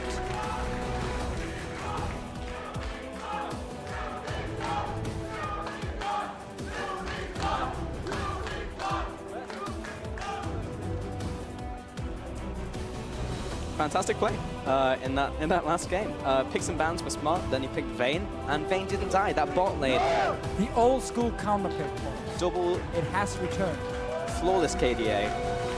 Yeah, actually we only had everyone else but the bottom lane in this game. Not a lot. Knight had a 0-7 performance on the Alzheimer. And I'm expecting a lot of angry tweets my way from British people, but I didn't actually mean it. I do like you guys. Yeah. But Unicorns of Love miles ahead of Giants. Miles ahead. Miles ahead. What happened in game 2 though? Well, game 2 was where Unicorns showed once again some of the issues when they get challenged in the early game. Especially when they get challenged in the jungle position in the early game. And Maxlore was able to pick up a lot of kills and actually did his job. You know, rest of the team got fed, but then when it came to late game team fights, they would just mess them up. They would overdive, or like, I remember one of the fights where SONSTAR and Lucian gets like stunned by Tarek, and like, Lucian, you can dash out of it, like these kind of things, so they miss barrels from GP, whatever, like individual mistakes in these fights. That was enough for Unicorns to then bounce back. Yeah. So they're obviously gonna have to go back and like look at how is it you avoid falling behind early, and I think they solved it in game 3 by not trying to go for something like Nidalee. It was obviously banned by Giants for some reason in this game here, but instead, be okay with trading like Rek'Sai for Elise, get move on a champion where you can gank in the early game, and then just get more of the traditional picks like Vladimir for Exileh. Like, Exileh should never be allowed to get Kassadin, Ryze, or Vladimir. Those are his 3 main picks, where he's really become like a super strong mid laner on those specific picks. Whenever he's playing something else, he's looking weaker. Obviously, his Karma performance today was good, but like those are the 3 main picks for him. Obviously, Giants gave it over. They traded the Rek'Sai for it. A trade I never think is worth it, at least in Europe, because you get Elise anyway for move, and he's going to have the same early game impact. So, definitely not worth it for Giants in this last pick and ban phase. But honestly, after losing game 2, it looked like they were saying, yeah, hey, we just have to try something now. Yeah, and pretty much. So now I guess like the conversation is, how will Unicorns do against Fnatic? Because we haven't seen them in such a long time now. And that's why it's almost impossible to talk about, because Fnatic, you know, have been practicing, but we don't know if Fnatic have solved all their problems at all. So they might face a Unicorns team who's just right now, you know, performing on stage well enough. They've had a lot of practice. Yeah, well enough to even beat Fnatic and actually then take on Splice. But the problem is, no matter which team advances to play Splice, unless Unicorns or Fnatic tomorrow play like really well, step up, then none of them should actually have a chance versus Splice, who is a very good team.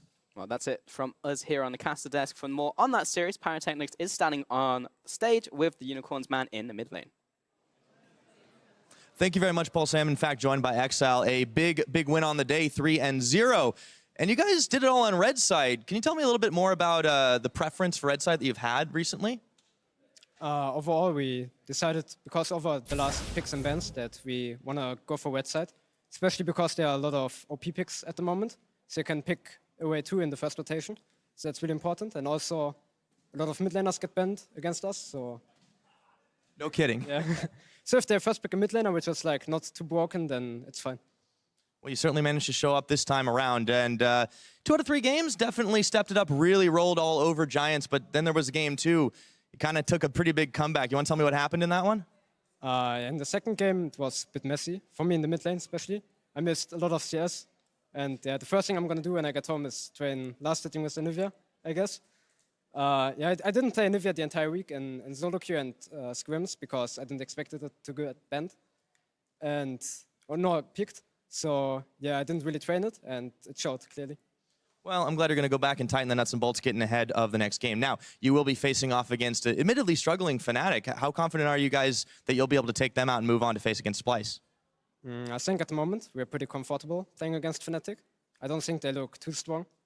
We played 1 scrim against them in the past week, and yeah, I think we can manage to win against them. All right, I'm looking forward to seeing how it goes down. Unicorns Fnatic games are always interesting to watch. Last question, though, for you. Exileh, LCS is played here in your home country. You forget the fans week in and week out are always coming by to support you guys, the Love Hurts crew and everyone at home.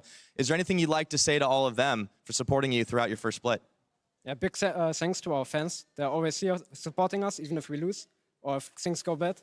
And they're always cheering, they're always positive, so they're cheering us up.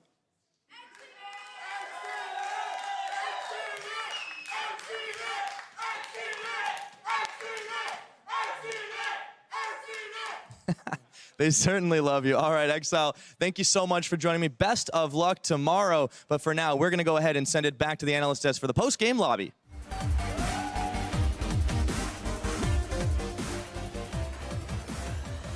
Thank you very much, Pyro. Congratulations to Exileh and their whole Unicorns of Love squad. Welcome to the post-game lobby. I'm going to summarize this whole series in one very clear graphic. Bring up the post-game breakdown graphic for me, and I want you guys to look at the gold graph. That was Giants' series. Well, hold on. There was a brief upswing in game 2. This is a little inaccurate. And then they struck out, went completely. I'm not gonna lie that the downhill trend is there, but we're missing the little blip that was game 2 for the first 25 minutes. You're missing Maxlore being like, maybe I'll try and carry. We'll get us a lead, and then 10k lead goes, and then next pick and ban phase, Veritas picks Vayne, and everything just goes horribly not wrong. an ideal way to go. I mean, if we step away from this graphic, Perks, you sat down and made a little bit of fun of Stress for saying that Giants were going to win a game. 3-0, that's the series we're expecting to see. Were you surprised at maybe how disappointing Giants were? Because we expected Unicorns to win. I was expecting exactly that. And what does this mean now for Unicorns and how they performed? Like, was it clean? Was it just punishing a team who's weak? Well, the game 1 and 3 were pretty clean, yeah, and game 2 was not clean, obviously. I don't remember what exactly went wrong in that game, but they have to look it up and fix those mistakes that happened. But I think just due to Giants poorly laning and not even training together, that, like for example, game 3 when Sivir Tam lose lane to Vayne Alistair, that should never happen. Like, that should never happen. and to that point, I will stand by the 3-1. And I will also remind the context where I was saying that if Giants were to win that one game, I felt like it would be on Knight.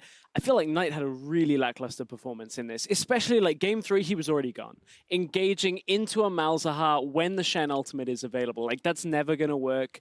He didn't quite get what he needed in game 2 either. So like, I will hold my hands up and say I was wrong on a prediction. But at the same time, like my win condition that I thought Giants had did not show up at all in pretty much 3 games. The lead coming in for game 2 was built entirely by Maxlore. Like, I talked so much smack about him in game 1 because he did play terribly. In game 2, he shows up. This man solo gets his team this 10k lead essentially on this Elise, is playing like a monster. We broke down that really sloppy kind of back and forth team fight. And then as the game progressed, they just ran out of opportunities where they could get away with those kind of mistakes. And Chachi especially did a really good job splitting the team up. And it felt like, once again, while Giants had shown these elements of team play in the early game based around Maxlore showing up and the team kind of coordinating well with the Gangplank ult, the second they started grouping up as 5 or splitting up across the map, like really any point in the late game, it just fell apart immediately. Well, talking a lot of positives about Unicorns of Love.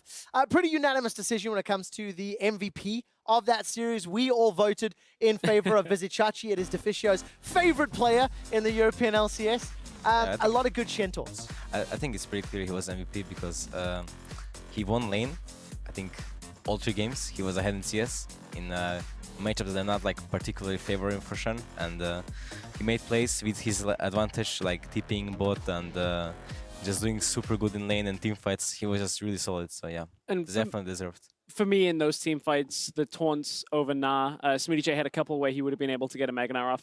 I'll be honest, like MVP of this series isn't like, oh, you did the best out of everybody. It was kind of like Chachi played solidly. He played, well across the 3 games, but it's a rough series as a whole. Like, I to some extent, you can see that Giants didn't practice and Unicorns were a little off practice, but certainly Unicorns were better because, like, it didn't look like Giants really could hang at all. I mean, to be honest, like, I really have no idea what we can take from this from Unicorns of Love.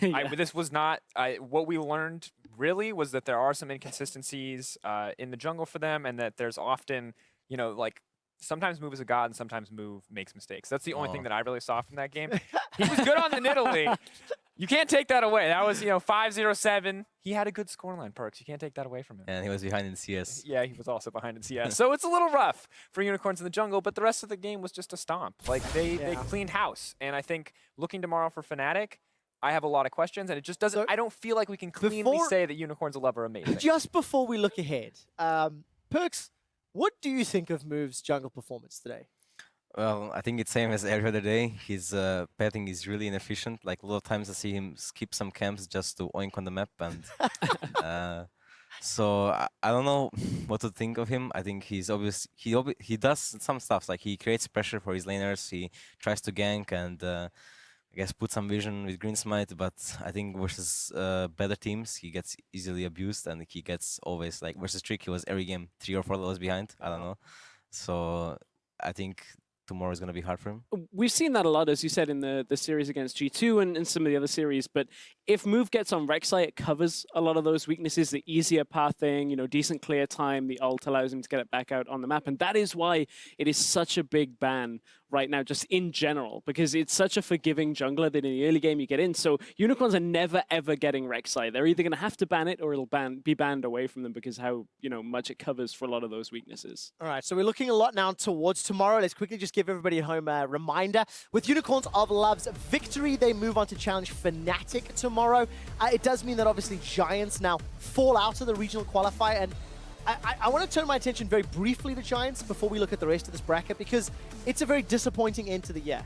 Giants, they started to show up, they found some level of consistency, they had some players performing towards the end of the split, but the moment standard lanes came out, that duo lane weaknesses got very heavily exposed, and it just, the quarterfinals in this series, it just puts a sour taste to the Giants 2016. Exactly. It almost taints what was a fantastic split for them. Remembering back how they played in the tail end of the split, really good, solid performances when they had their lane swap down to a T. So this is an organization that now has a little bit of time now to figure out exactly what they want to do. It didn't seem like they were committed to going to Worlds in their current state because of whatever issues they had internally. So, I think they should probably keep a hold of Knight, because when he is playing well, he can play up to a very good level. And Maxlore shown a lot of potential too. I agree, and I definitely want to see what happens with the team in the offseason. It's going to be a challenge, but I want to hit on one of the other teams that had some internal problems and also a disappointing end to the playoffs, Fnatic, against Unicorns tomorrow. Sifa, what do you make of that? After seeing UOL now, knowing we haven't seen Fnatic for 3+ weeks. Okay, so there's a lot of question marks here in terms of what Fnatic are going to bring to the table. I think the two big ones for me are going to be Spirit and Kikis in the top lane. Kikis, I do not think will give Vizicsacsi nearly as much of an edge. I think if we see the same Gnar into Shen matchup, I think Kikis will perform much better, Gnar being a champion that he is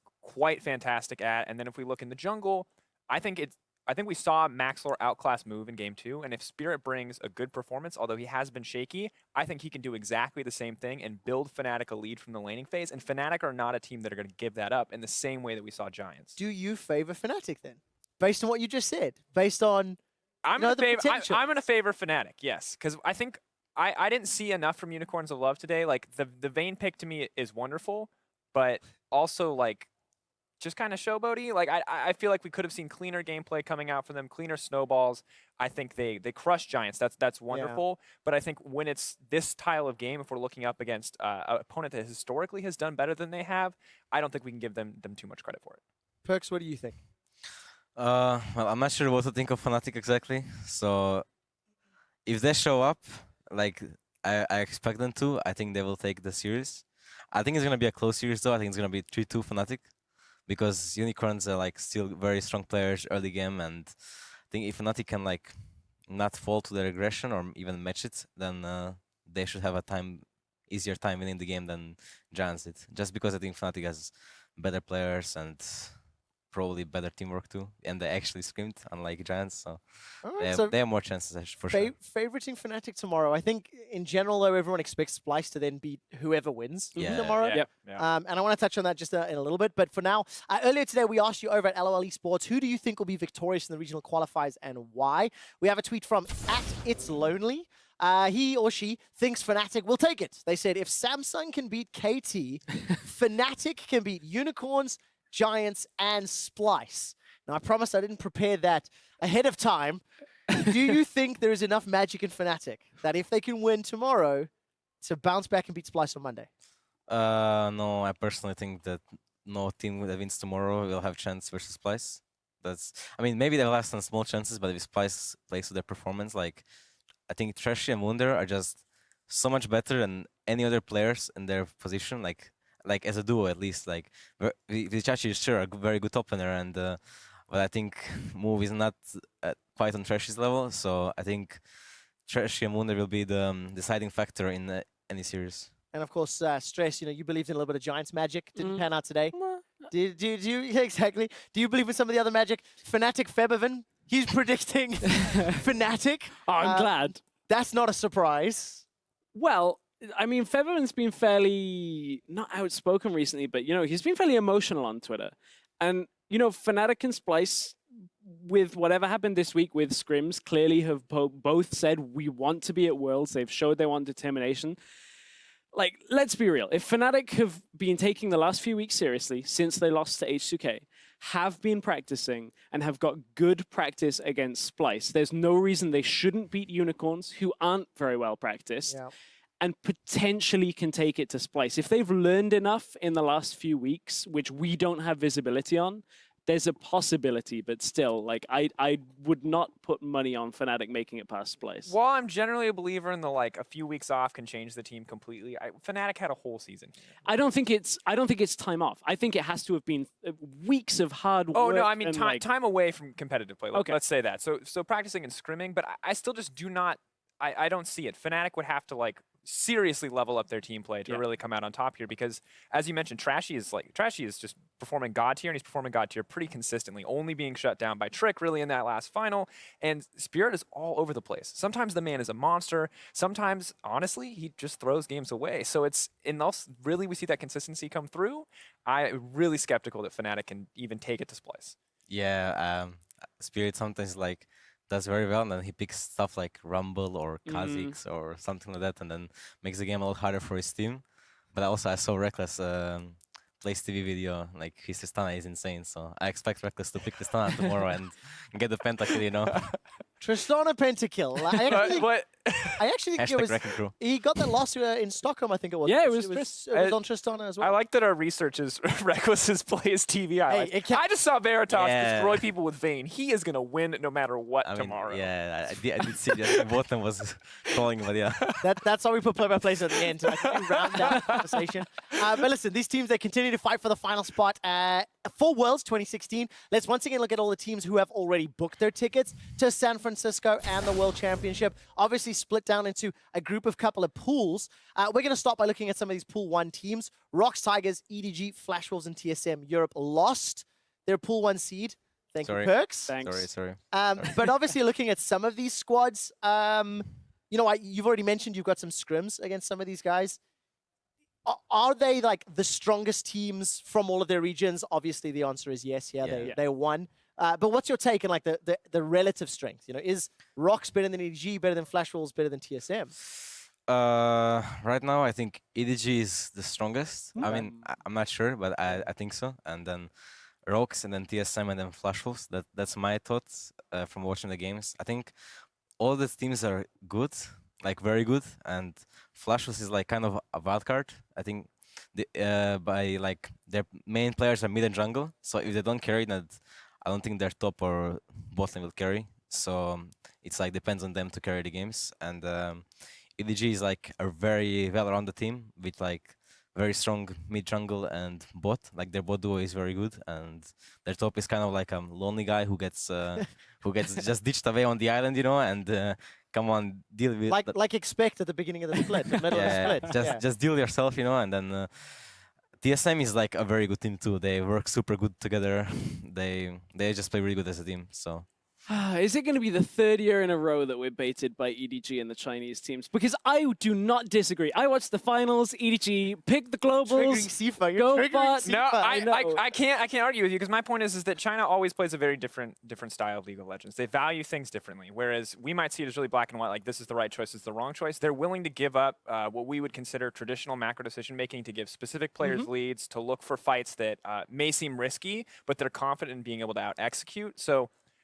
I think EDG, knowing that the meta isn't going to shift very much, knowing that there's just going to be slight adjustments as we move forward through the patches, I think this is EDG's best shot for coming into Worlds. I think they know the meta. I think they've got fantastic players for standard lanes, and Clearlove is a god. Clearlove is one of the best players in the world. True. This man is consistently, he's a god. I'm going to leave it at that. I can't disagree with anything spoken about EDG. They did have a very convincing finals using globals, like making set plays, just focusing on the numbers advantage. But, you know, we've been talking about this a lot, obviously, in the build-up to Worlds. It's the bootcamp that's going to change everything. Because if bootcamp creates a meta Like last year's bootcamp, people were like, well, yeah, high midding a top's 100% getting played. Like I say that in all certainty. Like I know that was being played by people like Huni, Smeb, like everyone was practicing it. But it didn't get to the point where that was shown. And it always changes a lot of things in that bootcamp time. And Perks, I'm sure you'll be able to attest to this in a couple of weeks' time. You'll be like, yeah, we all feel supercharged by this bootcamp. Yeah, I'm really looking forward to the bootcamp and testing champions and playstyles and looking forward to what new patches bring too. But I do agree you have some points, because I remember last year I was told that people were playing a lot of like LeBlanc and Ari and Yasuo in streams and stuff like that, and then on stage you could only see like Victor, Azir, and you could see some Yasuo from Rookie, I think, or something like that, but those Chinese teams just faltered and lost the game with Yasuo, you know. So I think it's gonna be the same this year. Like a lot of risky picks are gonna be picked in streams, but when it comes to the stage, it's gonna be just safe champs like Sivir, Vladimir, and same meta, because it's not that there is too high risk for too low reward for the champions that are risky on top or mid, because if you don't get ahead with them, they're really useless. So it's not even worth to play them. And I think the one difference here is that if we look at 5.18 as a patch, that was like just too big, too massive for teams. So it's really easy for teams with a set number of scrim partners to kind of inbreed their own meta, to like think that something is really good because one team is playing it really well. Yeah. Whereas this time around, we have a lot more footage. If the patches aren't that different, I think that the meta we will see will remain relatively the same. And while there may be one or two kind of innovative picks that are coming out, I don't think anyone is going to have a completely wrong read on the meta, which I think was a very strong possibility for last Worlds. Yeah, I definitely agree with that statement, because last year it was like just random boom patch. Deadman's Plate, Sterox Gauge, Darius, Mordekaiser, Renekton, Fiora, GP. Let's drop it all, you know. And the red side was like, you have to ban Mordekaiser and GP or you lost the game. So the drafts was like pretty one-sided, and teams that had blue side would win the game in best of series most of the time. And also right now, you're right about teams understanding the meta better. Like it took some while, like a lot of patches, but right now, like it's pretty common and clear to everyone what they should play and how they should play, and it can only get better for each team. But thing is, there are slight differences, right, between each region. We're seeing certain champions play a little bit more, a little bit differently. I do want to highlight the top row of our Pool 2 teams, because both European squads, G2 and H2K, are going to be in Pool 2.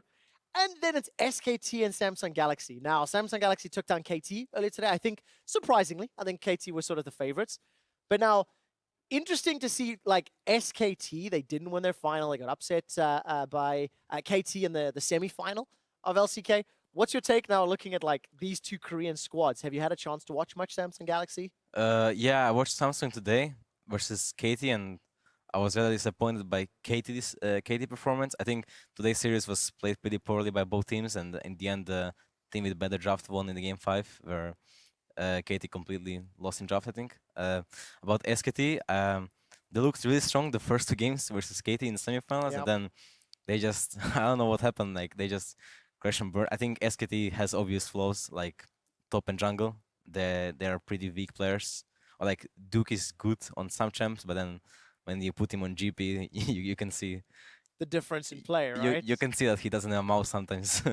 But how much of a weakness is this? Something that you think SKT can work on? Because also, let's be frank, they can for sure. Yeah, like it's not like it's just how it looked like in semifinals. These players can improve. There was like 1 month, that was 2 weeks ago or something. They can still improve to the Worlds, and they can work on their flaws to being better, like, and working as a team. Like Blank had pretty poor performance too, and it was like that in Spring Split too, and then Blank played like good at MSI, and he played good at finals, and people were like flaming him, but he had good performance again. So maybe he can improve his performance again, and then it's gonna make whole team play better. And I think this meta as a whole is just so heavily jungler focused. When you're guaranteed standard lanes, pathing options become so much more creative. And we look at the jungle talent that comes in here, it's all super top tier. Like, we're sending Yanko's Trick. We've got Clear Love coming in. We've just got so much talent across the board. We've got Peanut, who is, you know, an absolute aggressive monster, although he has kind of developed a little bit more to his style as well, not always just the red smite dueling jungler. And I think while Blank is a good jungler, like, he's now competing against the best of the best, so he really has to step up. And My big thing coming into this is I'm just praying for H2K's sake that they don't end up in the EDG SKT group one more time. Yeah, that would suck. Yeah. That would suck. And to speak about the jungle, this is one of the other meta things that I'm really excited to see coming out of bootcamp is if anything else rises up in priority, because we've got Exileh, we've got Elise, we've got Nidalee. Gragas is nerfed on next patch. Apparently, yeah? I'm not sure because I haven't played against it, but apparently you can just flash the E-flash. Because there is a cast time on ult, so I think that's gonna change a lot of priority on Gragas because Gragas was OP because E-flash has Trashy screwed. Trashy screwed. Yeah, That's it. yeah, We've just lost the jungler. But at least Gauntlet is on the This is the right one. so they can go to Worlds and then suck. It's okay.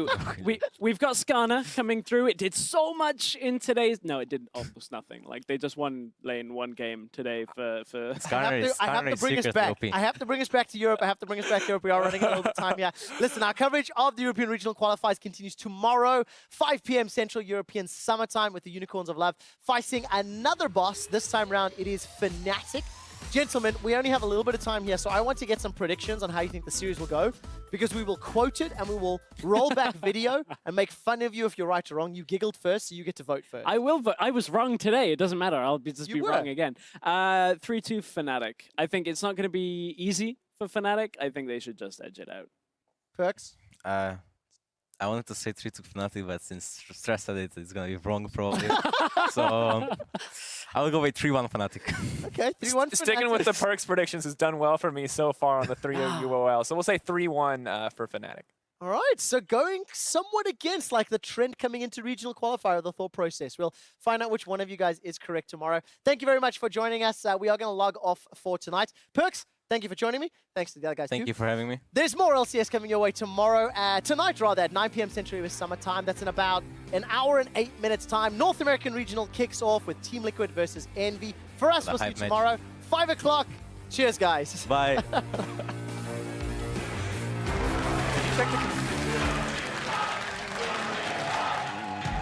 Ladies and gentlemen, in-game, Giants and the Unicorns of Love getting into this best of 5. Force Giants away and get that first tower, but I think Chachi was fighting. Oh, snipe down from Move. But here comes Maxlore. Smitty, he's almost into mega form. Hylissang is taking a lot of damage. Flash. I'm going for Nar. I'm coming for Nar. No, flash. Shoot in 2 seconds. Talia dead. Keep going. I can flash combo in 4. Flash combo in 4. No flash. 3 seconds stunt. 3 seconds stunt. 3 seconds stunt. SmittyJ nails him with the spear. Move still chasing after. There's the ultimate. Lots of damage coming out from the barrels. Unfortunately, Chachi is still chasing him down. Oh my god. Oh my god, I'm such a god, dude. Holy moly. For me, it's GG. enemy blue 40. Don't lose focus. Don't lose focus. I ult, guys. I got it. I ult. We are ulted. Better. Vlad Topu. I can stun. Can I stun? I can stun. Nice, guys. We are fighting finish. I can shoot you guys. I'm coming from behind. Protect the wave. Protect the wave. We can finish. Protect the wave. Protect the wave. My earth wood. Kill him. Go. And there is quick cast with indicator. I think it's good, or maybe even better if you get used to it. Even or maybe even better. Oh, you think so? They can even just flash Q her and just like kill her. They're doing it. Just like that. Good timing to Fish here. SONSTAR knocked into the tower. Hylissang with the ignite will get the kill. I'm chunking the Vlad. Vlad ulti. Hit the blue chunk, hit the Baron. I hit you. 7 my combo. I need to flash. I can. I have double. I'm coming. We can fight. Okay, we can aim this guy. No flash. Okay, nice. Unicorns of Love, style all over Giants. Take the game and advance in the gauntlet.